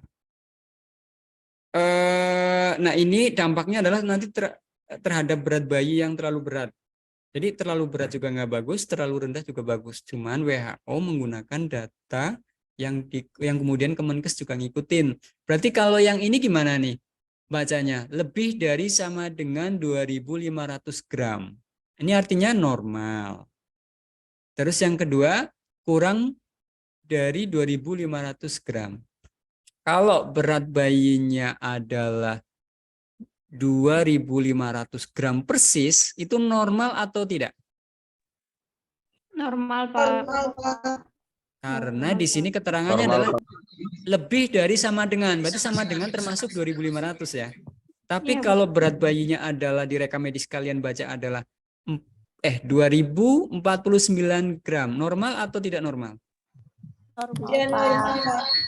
Ya, secara berat bayi standar WHO Kemenkes ternyata kategori berat bayi lahir rendah atau BBLR. Berat bayi lahir rendah. Berat. Pernah dengar istilah BBLR? Pernah dengar nggak? Belum, Pak. Belum, Pak. Baru Oke. dengar, Pak. Oke, silakan ditulis itu di kolom chat. BBLR ya. Ini nanti ada codingnya loh teman-teman. Kalau bayi berarti codingnya di mana? Di P atau di O? Kalau untuk bayinya. Di P. P. Lanjut ya, untuk perinatologi mungkin ini yang menarik yang dibahas. Oh iya, ini kelompoknya. Ini rawat maternal ya. Di rumah sakit, di bidan, di puskesmas, di vaskes lainnya, atau kemudian dia meninggal dan jumlah totalnya. Ini semuanya angka yang dilaporkan. Oke, terus ini masih perinatologi, skip aja. Oh ini ada mati bayi mati atau mati neonatal kurang dari 7 hari. Itu juga dilaporkan teman-teman. Bayi baru lahir 3 hari yang lalu. Terus hari ini hari keempat ternyata tidak selamat karena kondisinya tidak sehat. Nah ini masuk kategori laporan mati neonatal kurang dari 7 hari. Gitu ya teman-teman maksudnya. Lanjut. Terus pembedahan. Nah ini kasus-kasus pembedahan. Ada yang pernah operasi bedah? Jangan ya. Ada yang orang-orang di sekitar kalian pernah operasi bedah? Karena apa? Kecelakaan? Karena benjolan? Karena sesuatu yang perlu dibedah? Kalau disunat yang muslim cowok nih, nggak hanya muslim sih, kadang yang non muslim juga tetap ada yang disunat kan? Nah, kalau disunatnya karena alasan medis, misalkan karena ada infeksi di di anggota genitalia prianya, anak, biasanya anak ya. Lalu dia dilakukan circumcision atau sunat. Itu termasuk bedah atau bukan? Ada yang bisa jawab? Sunat. Termasuk, Pak. Termasuk, Pak. Ya, ada codingnya teman-teman. Coding sunat. Oh ya, di WHO ternyata ada 2. Coding uniknya, ini karena memang berlaku di global ya. Kan ada tuh di negara-negara Timur Tengah yang ternyata Timur Tengah dan Afrika Utara. Itu ada budaya sunat perempuan kan ya. Nah, itu codingnya ada teman-teman. Silakan nanti buka buku ICD-nya. Circumcision, saya tulis ya di kolom chat. Circumcision.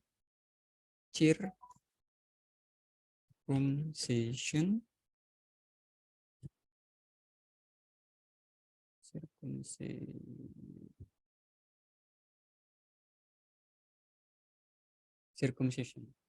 Semoga tidak salah tulisannya. Nah, itu sunat. Bahasa medisnya circumcision. Bacanya circumcision. Circumcision. Ya. Kalau di budaya kita Indonesia ya umumnya cowok aja. Nah, itu codingnya ada, tapi kalau misalkan disunat karena alasan medis, kadang walaupun secara umur mungkin dia belum saatnya disunat kalau yang muslim, tapi karena kondisinya ada infeksi, sekalian aja disunat. Nah, itu ternyata masuk bedah, cuman bedahnya bedah ringan, bukan bedah minor namanya. Bedah minor. Kalau bedah mayor ya yang skalanya lebih gede, operasi jantung, operasi tulang, patah tulang misalkan gitu ya. Bedah minor. Bedah mayor. Nah, ini nanti teman-teman harus paham ini. Data-data ini. Ada bedah saraf, ada spesialisasi bahkan nanti bedah pembuluh darah, pembuluh jantung, bedah jantung. Bedah apa lagi ya? Bedah banyak banget sih spesialisasinya. Bedah mulut. Kalau misalkan ada neoplasm, tahu nggak apa itu neoplasm? Ada yang tahu nggak neoplasm? Nah, ini ilmu-ilmu mata kuliah coding saya ini. Tumor, Pak. Tumor. Yes, ya, pinter. Neoplasm itu tumor. Kodenya ada di mana? Di C dan D ya. D40 ke atas sampai C99 itu ngomongin neoplasm. Kalau kalau D40 ke bawah ngomongin darah ya. Kanker, Pak. Ya, kanker bahasa sub dari neoplasm yang ganas itu disebut kanker. Jadi kalau tumor ganas disebut kanker. Itu mata kuliah semester 4 nanti. Tapi saya kenalkan dulu sedikit-sedikit.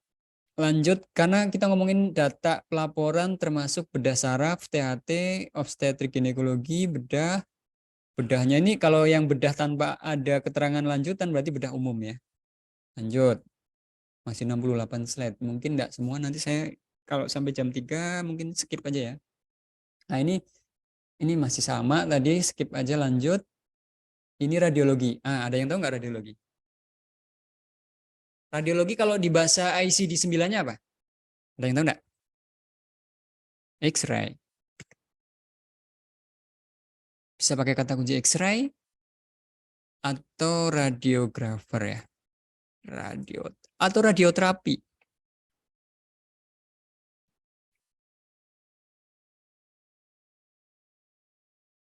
Radioterapi.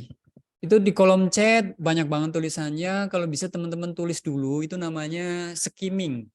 Jadi belajar menggunakan terminologi-terminologi yang bisa jadi Anda paham, bisa jadi Anda belum paham, atau setengah paham. Tulis saja dulu, nanti bisa dicari. Sumber belajar kan banyak, bisa bertanya, bisa googling, bisa baca buku, bisa baca artikel, bisa nonton. Kalau yang suka film Korea, silakan nonton film Korea dengan judul Ghost Doctor. Di sana ada operasi bedah jantung, di sana ada operasi bedah saraf. Keren tuh, rekam medisnya elektronik sudah pakai tablet. Ya enggak? Ada apa lagi ya? Iya, Pak. Yang film Ghost Doctor atau apa tuh yang Korea? Pokoknya itulah. Saya tahu karena kalian Gen Z jadi harus saya ngomongin itu supaya nyambung. Lanjut. Radiologi ini ada codingnya juga ya. Kelompok dari layanan radioterapi ini banyak ternyata. Ada foto tanpa bahan kontras. Kontras ini jadi gini. Bahasa gampangnya gini. Petugas kesehatan akan memfoto area pembuluh darah, tapi kalau dipakai radiologi biasa kan hitam putih warnanya tuh, oke? Rata-rata hitam putih ya. Tapi pengen supaya hasil radiologinya jelas dan detail, itu maka perlu ada zat tambahan. Misalkan di sini disebut namanya bahan kontras yang nomor 2. Jadi hasil radiologinya itu ada mekanisme penambahan zat tertentu yang disebut bahan kontras yang dimasukkan ke area yang akan difoto ronsen supaya hasil fotonya itu gambarnya detail gitu. Saya mungkin perlu nyari tahu visualisasinya deh. Foto ronsen dengan kontras. Seperti apa sih? Nah, ini dia. Saya kirim ke kolom chat ya, teman-teman. Jadi dia ada zat tertentu yang kemudian dimasukkan ke area yang mau difoto supaya hasil ronsennya itu memiliki warna yang detail. Jadi mudah dianalisis oleh spesialis radiologi. Saya kirim ke kolom chat. Apa perbedaan data? Jadi kita harus tahu gitu, Pak. Iya. Ini ronsennya pakai kontras atau enggak kontras kan kalian lucu juga dong kalau bikin laporan nggak tahu data. Nah itu bisa dilihat di kolom chat. Bisa, Pak. Nah itu Bisa, contoh Pak. hasil ronsen yang ada penambahan warna macam-macam, ada yang hijau, ada yang kalau yang kali ini yang warnanya merah. Kalau umumnya kalian pernah lihat hasil ronsen kan hitam putih ya? Iya, Pak. Iya. Ya, Pak.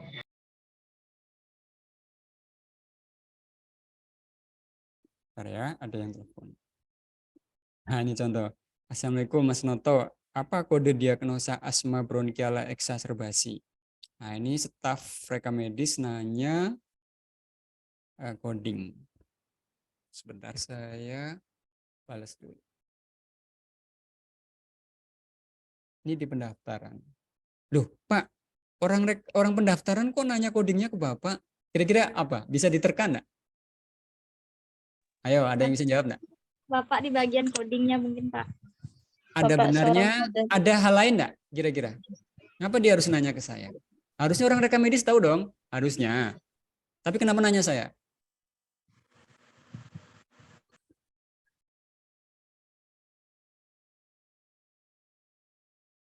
Ada yang bisa berargumen nggak? Kira-kira kenapa dia nanya saya? Ada dua kemungkinan. Dia sebetulnya udah tahu tapi kurang yakin, atau dia nggak tahu sama sekali. Coba pilih yang mana? Sudah tahu tapi kurang kurang yakin Pak. Dia kurang yakin Pak. Ada pilihan lain nggak, jawaban lain? Kurang yakin. Tapi kalau ternyata ini dia nggak tahu gimana? Mungkin nggak? Mungkin Pak. mungkin Pak. Anda, kalian, teman-teman harus tahu, di tempat saya kerja itu ada 16 orang. Dari 16 orang itu bukan orang rekam medis semua. Oke? Ketika dia bukan orang rekam medis, kira-kira bisa ngoding nggak? Tidak Pak. Secara kompetensi pasti yakin dia nggak bisa, walaupun ada yang bisa tapi sangat minim ilmunya. Beda dengan kalian yang memang 3 tahun belajar tentang coding. Nah, ini mohon maaf, tanpa mengurangi rasa hormat ke semua bidang ya. Artinya di tempat kami kekurangan orang yang bagian coding. Paham sampai sini? Ketika dia tidak paham coding, jadi setiap kerja, ya artinya ya maklum aja orang, mohon maaf, dia cuma lulusan SMA, ditempatkan di pendaftaran. Nah, ini membuka peluang untuk kalian. Jadi kalian yang nanti akan mengisi bagian-bagian seperti ini. Gitu. Ya. Jadi ilmu coding teman-teman harus kuasai banget. Jangan sampai kalah sama anak SMA. Nah, ada loh anak SMA yang pintar juga karena dia mau belajar tentang coding, akhirnya lama-lama bisa walaupun dia bukan orang rekam medis. Oke.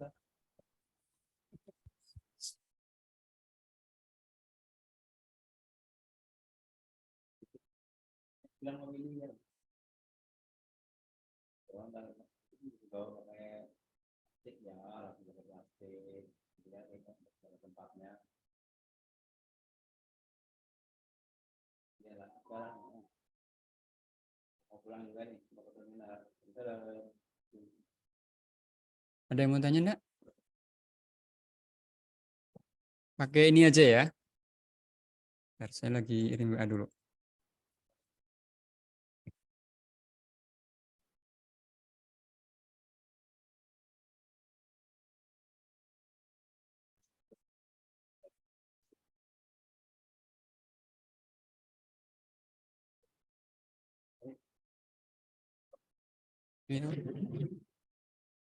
Waalaikumsalam.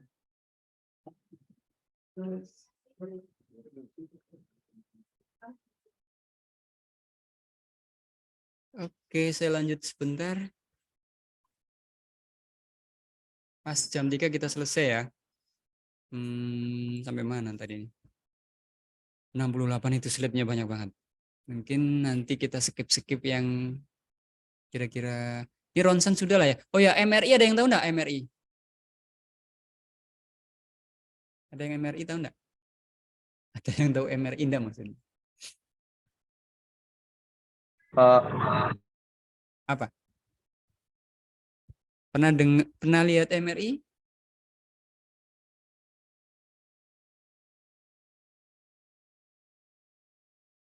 Kunjungin YouTube-nya RSD Melawi, itu saya yang ngelola, nanti di sana ada MRI. Kalau mau lihatnya nanti saya bagikan ya. Layanan MRI. Ada codingnya juga. Tadi ada yang mau jawab nggak? MRI itu apa?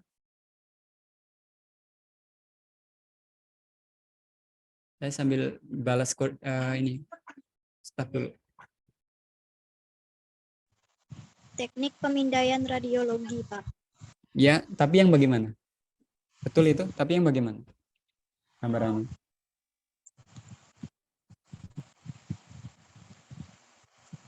Itu yang menggunakan teknologi magnet gitu. Iya. Metal resonance imaging. Magnetic bukan metal ya, magnetic resonance imaging. Cari aja di YouTube banyak banget. MRI. Oke. Nah, ini datanya dilaporkan juga teman-teman. MRI. Oke. Oke, lanjut ya, saya udah balas di itu. Nah, itu di kolom chat ada gambar MRI. Lanjut. Laboratorium lab. Nah, ini pemeriksaan komponen-komponen darah ya. Ada eosinofil, eritrosit, leukosit. Apa itu eosinofil?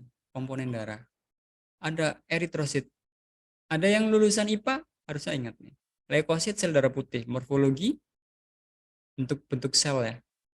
Ukuran sel. Kalau ada yang pernah pengen lanjut kuliah ke analis kesehatan, nah ini bidangnya. Orang-orang lab. Ada yang punya keluarga, abang, saudara, teman, ya yang mungkin yang orang analis? Abang, Pak. Abang, sudah Ya. kerja atau sedang kuliah? Sudah kerja, Pak. Di mana? Di rumah sakit Puskesmas Kota Baru. Siapa namanya? Yoliansa. Pernah dulu Pak di RSUD Melawi. Oh, itu abangmu. Iya, Pak. Siapa namanya tadi? Yoliansa. Saya ingat. Oke, salam ya. Abangmu persis? Iya. Oke, salam ya. Semoga masih ingat. Iya. Kalau saya masih ingat, Sintua nggak ingat ya nggak apa-apa. Saling mengingatkan aja. Salam. Oke, Rizka, thank you. Oh iya, dulu pernah di tempat kami ya. Siap. Nah, itu abangmu tuh, maksudnya abangnya Rizka yang bidang laboratorium itu, datanya kita himpun.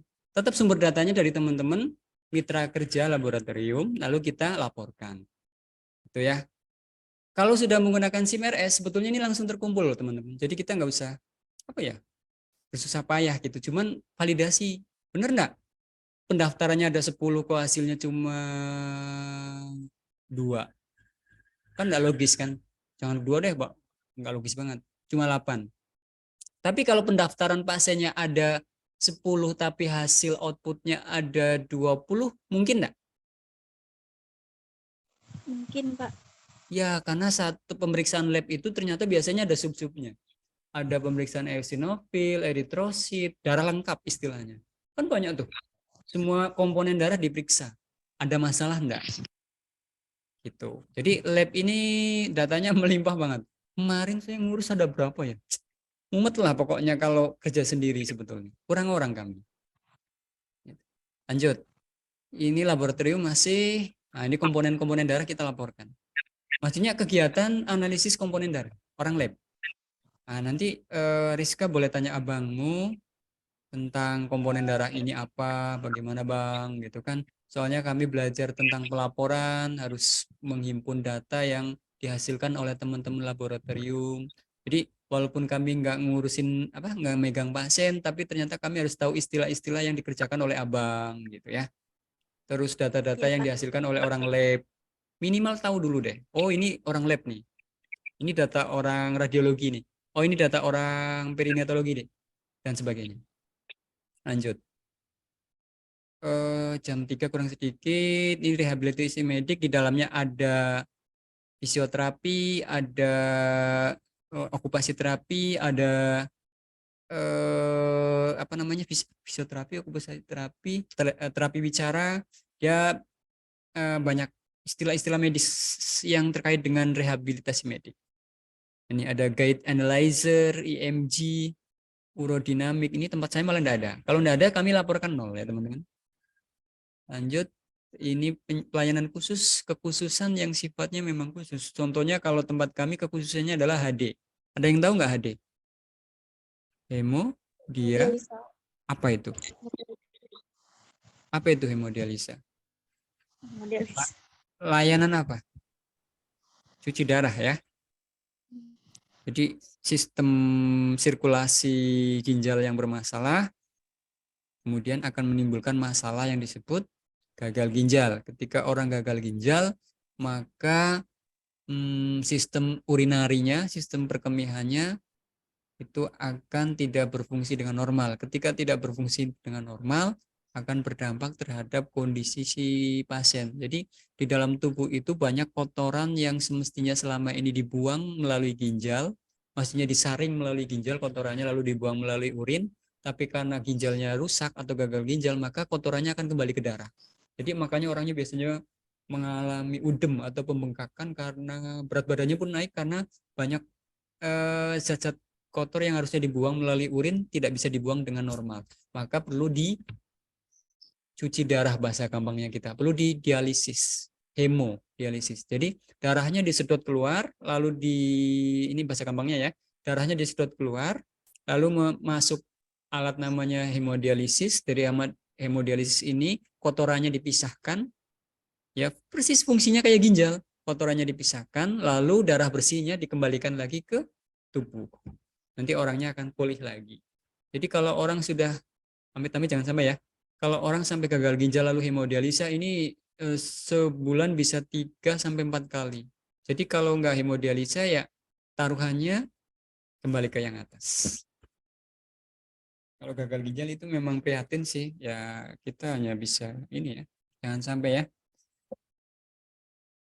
Termasuk nasihat buat diri saya sendiri sih. Saya banyak duduk di depan komputer, terus takut lupa minum gitu, banyak minum kopi manis-manis, akhirnya ginjalnya tidak sehat dalam jangka waktu lama, akhirnya berdampak terhadap kesehatan kita semua ya. Ini untuk pengingat buat kita semua ya, ginjal itu kalau udah rusak ngeri. Lanjut, pelayanan khusus ini ada EKG, ada EMG yaitu elektromiografi untuk EMG. Mio ini berarti otot ya. Terus elektrokardiografi, kardiografi ini berarti jantung. Terus lanjut ke 35, ini kesehatan jiwa. Jadi saya doakan kalian nggak pernah berobat ke rumah sakit jiwa yang ada di nggak, maksudnya kita semua jangan pernah sampai, kalau cuma PKL di situ mau nggak? Boleh dong buat nambah pengalaman rumah sakit jiwa Sintang. Lalu teman-teman berkesempatan untuk PKL di situ kayaknya seru deh. Jadi nanti datanya banyak kode F. Ya, kode F. Mental disease, penyakit behavioral mental disease. Penyakit perilaku dan mental. Di sini ada layanan psikotes, konsultasi, terapi medikamentosa, elektromedik, psikoterapi dan sebagainya. Ini pelayanan khusus kejiwaan. Lanjut. Ini di tempat saya malah tidak ada loh, karena memang tidak ada dokter spesialis jiwa. Jadi kalau ada pasien ke tempat Pak Noto gimana? Kita rujuk kemana? Ke rumah sakit jiwa Bangkong ya, yang di Pontianak, rumah sakit jiwa Singkawang ya, ada kan? Atau rumah sakit jiwa yang terdekat di Sintang yang baru-baru ini. Lanjut, ini masih jiwa sama, lanjut. Ini untuk KB keluarga berencana, jadi di rumah sakit juga ada layanan untuk KB. Jenis-jenis KB apa aja yang kalian pahami? Pil? Apalagi? Suntik, Pak. Suntik, terus apalagi? Implan. Terus apalagi? Yang pernah kalian dengar? Codingnya beda-beda teman-teman nanti. Kalau ketemu saya, codingnya nanti kita explore. Ya, semester 4. Implan KB, kondom, terus spiral, ada apa namanya, vasektomi, terus tubektomi, banyak ragamnya ya. Kalau teman-teman lanjut SKM juga nanti banyak belajar ini. Ini rumpun kesehatan sih, jadi bidang-bidang kesehatan juga akan tahu istilah-istilah ini. Lanjut. Terus intrauterine device, berarti ini spiral ya teman-teman. Kalau pil tadi udah disebutkan, kalau contraception kondom juga ada nih. Jadi kita bikin laporan juga. Ya, KB-nya pakai jenis apa pasien kita ya layanin. Tahu nggak ANC apa ini? Ada yang tahu nggak ANC? Apa itu ANC? Antenatal care. Berarti pelayanan sebelum persalinan, ibu hamil konsul ke tempat kita, itu namanya ANC, antenatal care. Usia kandungan 7 bulan misal. Sehat atau tidak sehat? Ya tergantung nanti hasilnya gimana di rekam medis ditulis. Lanjut.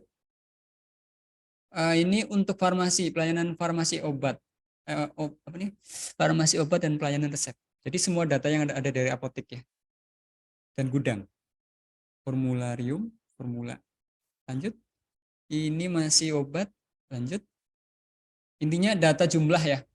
Obat generik, non generik yang ada di farmasi. Pak, berarti kita banyak banget ya berteman dengan banyak bidang di rumah sakit. Iya. Jadi kita banyak berinteraksi dengan berbagai bidang. Tapi ngomongin datanya tetap wilayahnya teman-teman yang lain. Kita hanya menghimpun, mengolah, lalu melaporkan atau menampilkan nanti. Farmasi pengadaan obat. Nah ini gudang obat. Obat generik, non generik. Ada yang tahu nggak obat generik itu obat apa sih?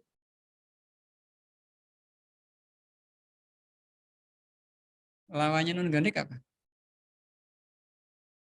Obat yang apa namanya sih? Non generik? Obat paten ya.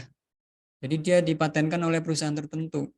Kalau generik ini dia ini kandungannya sama sih. Cuman apa ya? Inovasinya terus kadar quality efektivitasnya itu biasanya lebih tinggi gitu. Kalau yang non generik atau paten. Kalau yang bahasa gampangnya kalau yang generik ya obat yang standar gitu. Yang tidak punya merek gitu ya Pak. Jangan salah, punya merek juga, cuman harganya lebih terjangkau dari sisi harga. Dari sisi kandungannya, Rizka, dia kandungannya ya secukupnya standar gitu. Terus inovasi kombinasi dalam pembuatan obat mungkin standar saja gitu. Jadi kalau motor ya motor masih standar lah. Analoginya gitu ya, analoginya. Kalau udah custom, udah paten kan tentunya udah banyak fitur, banyak tambahan. Kira-kira gitulah. Semoga bisa dipahami analoginya. Jadi harganya lebih murah nanti ini. Terus efektivitas pengobatannya gimana Pak? Ya bisa jadi untuk orang tertentu pakai generik aja cukup. Tapi kalau orang yang sudah biasa pakai paten cepet banget sembuh. Giliran dikasih obat generik jadi susah sembuh karena dia udah biasa pakai yang dosisnya lebih tinggi misal. Gitu. Ya. Lanjut. Rujukan. Nah, layanan rujukan. Kemarin teman-teman pas PKL pernah merujuk pasien enggak? Data pasien rujukan dari dan ke. Dari luar ke tempat kita atau dari kita ke luar. Ada dua kondisi ya. Nah, itu nanti spesialisasinya ada. Rujuk penyakit dalam, bedah, kesehatan anak, baru spesialisasi lain. Ini dari mana? Dari puskesmas, dari paskes lain, dari rumah sakit lain, dan sebagainya. Itu dipisah-pisah teman-teman. Biasanya dari puskesmas saja sih Pak kemarin sering nerima. Ya, banyak. Dari puskesmas memang banyak. Tempat kami pun hari-harinya banyak, Rizka dan teman-teman. Ya, jadi nanti laporannya bisa jadi rujukannya didominasi dari puskesmas. Kalau ngomongin rumah sakit ya. Kalau yang keluar ada enggak? Ada juga. Nah, ini untuk cara bayar. Kalau cara bayar yang teman-teman pahami gimana? Kalian punya asuransi apa aja? BPJS ya sih Pak. Ya, BPJS betul, asuransi lain tentunya banyak ya. Saya tidak mau menyebutkan merek. Tentunya yang pokoknya yang ada imbuhan life-nya itu. Kalau biasanya ada kecelakaan kerja gitu dari asuransi perusahaannya gimana Pak? Oke, pinter. Asuransi yang dari perusahaan itu kalau dia BPJS Ketenagakerjaan kan ada tuh. Ada dua teman-teman. BPJS Ketenagakerjaan berarti dari yang dikhususkan untuk karyawan dari sebuah perusahaan. Kalau BPJS Kesehatan ini bersifat universal.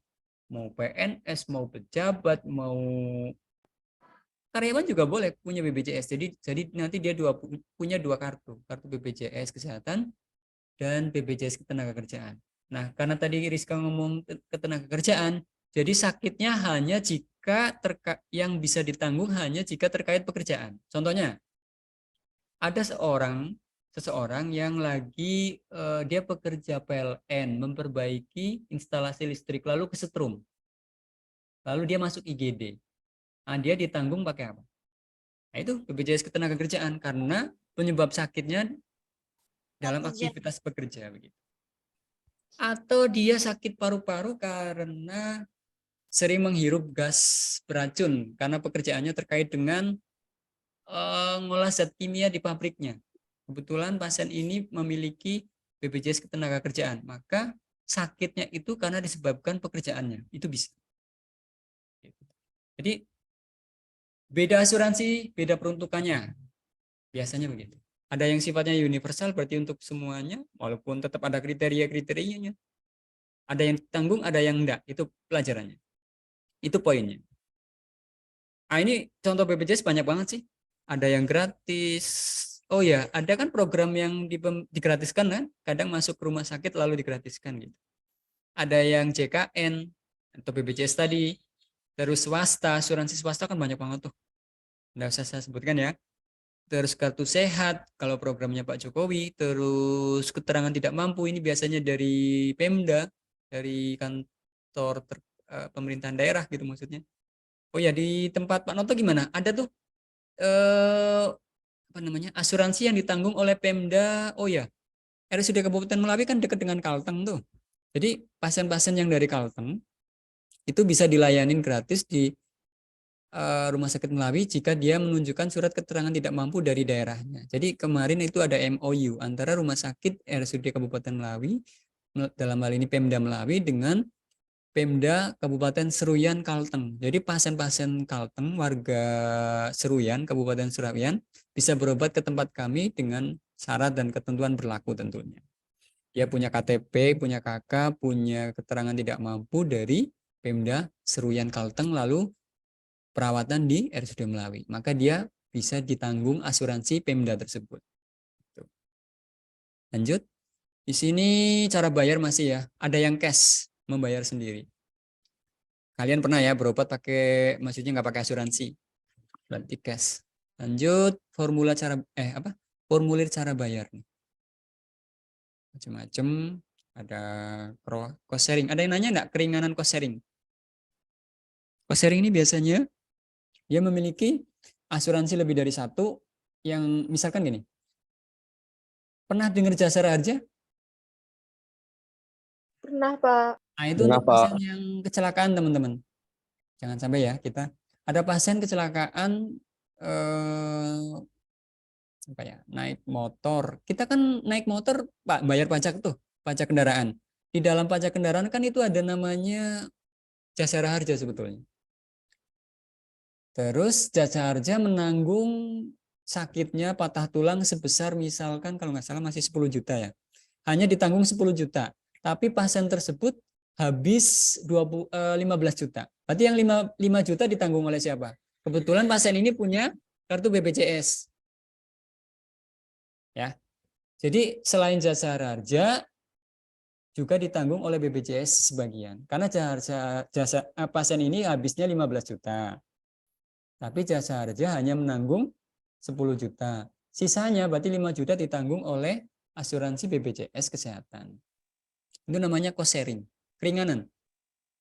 Lanjut, morbiditas dan mortalitas tadi udah disinggung ya. Jadi penyakit rawat inap sebab luar, berarti ini biasanya karena kecederaan. Terus penyakit rawat jalan berarti berfokus hanya yang rawat jalan. Terus sebab luar berarti kecelakaan dan sebagainya. Ini nanti di semester 5 nih. Kalau ketemu saya nanti kode V, S, kode T, kode V, kode W, kode Z. Nah ini codingnya. Semester 5, semester 6. Kalau nggak ketemu saya, ketemu Pak Ibrahim yang dari Pontianak atau Bu Aida. Tapi biasa Bu Aida coding di semester awal. Lanjut. Ini formulir untuk kelompok penyakit. Nah, ini coding-codingnya ya teman-teman. Nah, ya kan kelihatan kan? Coding A sampai Z nanti, sampai kode U. Kalau kode U ini biasanya untuk yang sifatnya penyakit baru, kayak masa COVID kemarin kan codingnya belum ada tuh, itu pakai kode U. Jadi kode U ini sifatnya yang masih riset dan penelitian, jadi kodenya pakai kode U. Jarang banget dipakai, kecuali ada penyakit baru muncul. Ini pakai kode U. Lanjut, ini penyakit rawat inap. Ya, penyakit yang terkait rawat inap gitu. Lanjut, ini penyakit rawat inap lanjutan. Nah, ini beda umurnya teman-teman. 0 hari sampai 6 hari, 7 hari sampai 28 hari, 29 hari sampai 1 tahun. Ini rentang umur pasien-pasien kita ya. Kelompokan berdasarkan laki-laki dan perempuan, berdasarkan umur ini 5 tahun sampai 14 tahun, 15 tahun sampai 24 tahun. Kalian usia berapa rata-rata? Saya masih 17, Pak. Oke, berarti rentang 18. antara artinya teman-teman rata-rata antara 15 tahun sampai 24 tahun. Jika sakit nanti masuk kelompok ini ya. 15 sampai 24 tahun, tinggal gendernya apakah dia laki-laki atau perempuan. Nah, ini dilaporkan jumlahnya dalam kurun waktu setahun berapa. Oke, lanjut. Ini untuk rawat inap sebab luar, biasanya karena kecederaan, tabrakan, tenggelam, kebakaran, longsor, pertikaian, kekerasan habis apa namanya? Ya, apa ya? Kalau bunuh diri termasuk. Ada yang pernah dengar bunuh diri di sekitar kita? Kalian? Nah, itu nanti masuk sebab luar. Bunuh diri contohnya apa? Gantung diri, nyebur ke sungai, apalagi? Minum obat, Minum racun, Pak. ya, minum rondap, apalagi yang kalian pernah dengar? Terjun dari tebing, apalagi? Gantung diri yang paling sering kayaknya ya. Ah, ini masuk laporan RL4A nih. Nanti jika ada. Nanti kode V, kode W, kode IK. Seru ya? Seru. Tapi agak tricky, kita harus banyak wawasan. Codingnya harus tepat, teman-teman.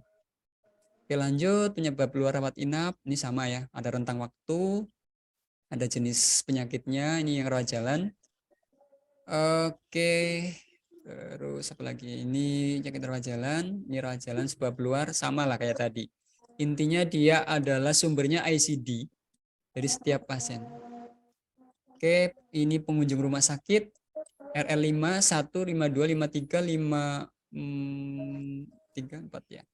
Pengunjung, kunjungan rawat jalan, daftar 10 penyakit rawat inap dan rawat jalan. Oke, kita lanjut lagi. Ini bentuk laporannya seperti ini, teman-teman. Nanti dilihat aja. Nah, ini seperti ini. Oke, saya akhiri. Terima kasih. Terus saya tunjukin kalau di SIM RS itu ada enggak laporan untuk SIRS ini? Ada, teman-teman. Saya akan tunjukkan. Sebentar. Mana ini?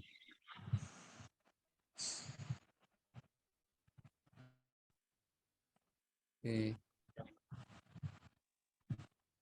Saya tunjukin sebentar aja. Setelah itu mana ini?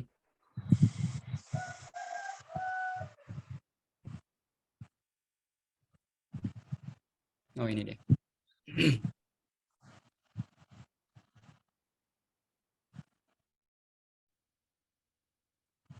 Saya share screen layar.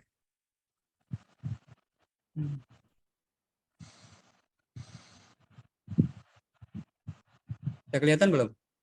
Nah, ini tampilan laporannya seperti ini. Kalau live bisa kelihatan tidak? Bisa, Pak. Nah, ini. Bisa. Jumlah tempat tidur. Nah, kita laporkan. Nah, seperti ini.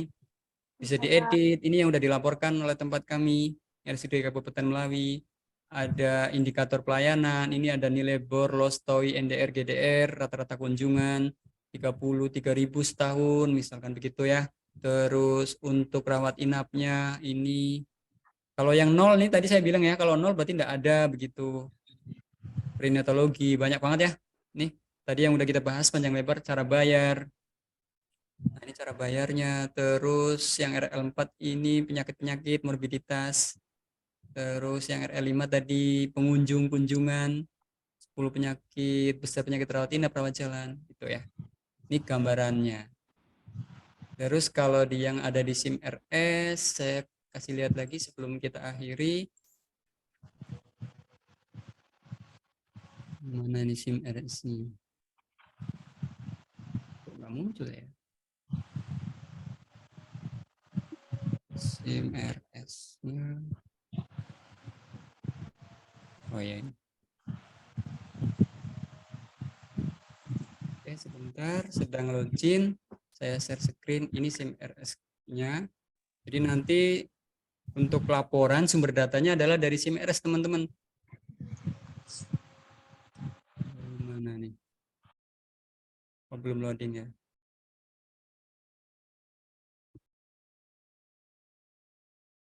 Kemarin, oh ya, teman-teman yang punya komputer setengahnya ya. Iya, Pak. Oke, berarti kelompok-kelompok. Udah bikin kelompok belum? Ada yang udah, ada yang belum, Pak. Belum, Pak. 2 orang kan, Pak? Ya, 2 orang biar. Nah, ini SIM RS-nya. Udah kelihatan belum? Karena nanti Kelihatan, Pak. Udah, Pak. kita praktek SIM RS saja. Kalau yang pernah PKL dan di tempat rumah sakit kalian PKL ada SIM RS, tentunya nanti nggak terlalu asing. Biasanya pakai Kansa sih, Pak. Nah, iya. Makanya kita praktek Hansa nanti jarak jauh. Kalian praktek bareng-bareng, lalu kirim ke saya. Gitu. Nanti secara bertahap saya kasihkan linknya, aplikasinya. Baik, Pak. Oke. Nah, tadi untuk RL tadi ada di Hansa namanya di menu. Oke. Ah, ini dia. Di sini ada RL. RL32, 33, gigi dan mulut, kebidanan, pembedahan, radiologi. Jadi ini adalah data yang bersumber dari teman-teman bagian lain di rumah sakit tersebut. Contohnya kalau mau lihat di radiologi ya, ini adalah data radiologi misalkan dari tahun 2022 bulan Maret kita panggil. Nah ini datanya, enak ya. Jadi ini nggak ada nama pasiennya, jadi saya bisa tunjukin ke teman-teman. Abdomen polos, servikal, nah ini enak nih. Totalnya ada 237, ada torak dan sebagainya. Jadi dengan adanya SIM RS, nanti teman-teman belajar, nanti pas bikin pas PKL nggak terlalu asing. Oh ya Pak Noto udah pernah mengajari tentang menggunakan laporan yang bersumber dari SIM RS, mau SIM RS Hansa dan sebagainya. Mungkin itu aja ya sekilas ya. Oke. Baik, Pak. Yuk kita nyalakan kameranya untuk penutupan. Yuk, absen terakhir. Pas jam 3 lewat dikit lah ya, nggak apa-apa ya. Eni Rizkawati. punya saya nggak bisa hidup, Pak. Oh iya, nggak apa-apa. Yang penting sampaikan ya. Jessica, yang bareng-bareng boleh ya. Yuk Lestari dengan 3 orang, nggak apa-apa. Karena kita absensi penutup. Semoga keabsen semua. Oke, karena ini direkam, nanti YouTube-nya saya bagikan seperti sesi sebelumnya. Kamera saya nggak bisa dibuka juga, Pak. Oke, enggak apa-apa, laporkan aja, silakan. Kalau yang nggak bisa dibuka. Iya, Pak, nggak bisa dibuka, Pak. Ya. Oke, ya, lewat dikit enggak apa-apa ya. Saya mau absensi. Oke, ini aja yang bisa ya. Oke, yuk ditunggu sebentar.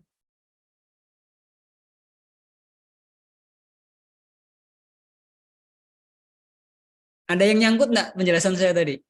Intinya ngomongin data ya. Ngumpulin, mengolah, menampilkan atau laporan ya. 3 hal ya. Sesuai topiknya. Materi nanti bisa dibaca. Oh ya, nanti coba yang sudah punya grup bikin list ya Wulan, tolong dikoordinir. Yang sudah punya grup laporkan ke bikin list. Klub siapapun gitu, dengan siapa gitu ya. Boleh Wulan?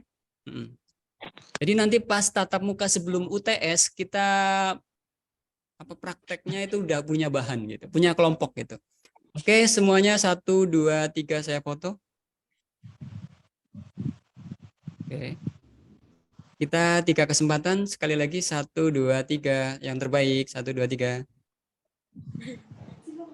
Oke. Yuk, takut ada yang merem, saya yang kesempatan terakhir 1, 2, 3. 1, 2, 3. Oke, sip. Terima kasih. Baik, terima kasih atas perhatiannya semuanya hari ini. Saya ucapkan banyak terima kasih. Saya mohon maaf agak lewat dari target jam 3, lewat 7 menit. Semoga bermanfaat apa yang kita pelajari hari ini. Saya tutup. Assalamualaikum warahmatullahi wabarakatuh. Selamat sore. Terima kasih, Pak. Izin live.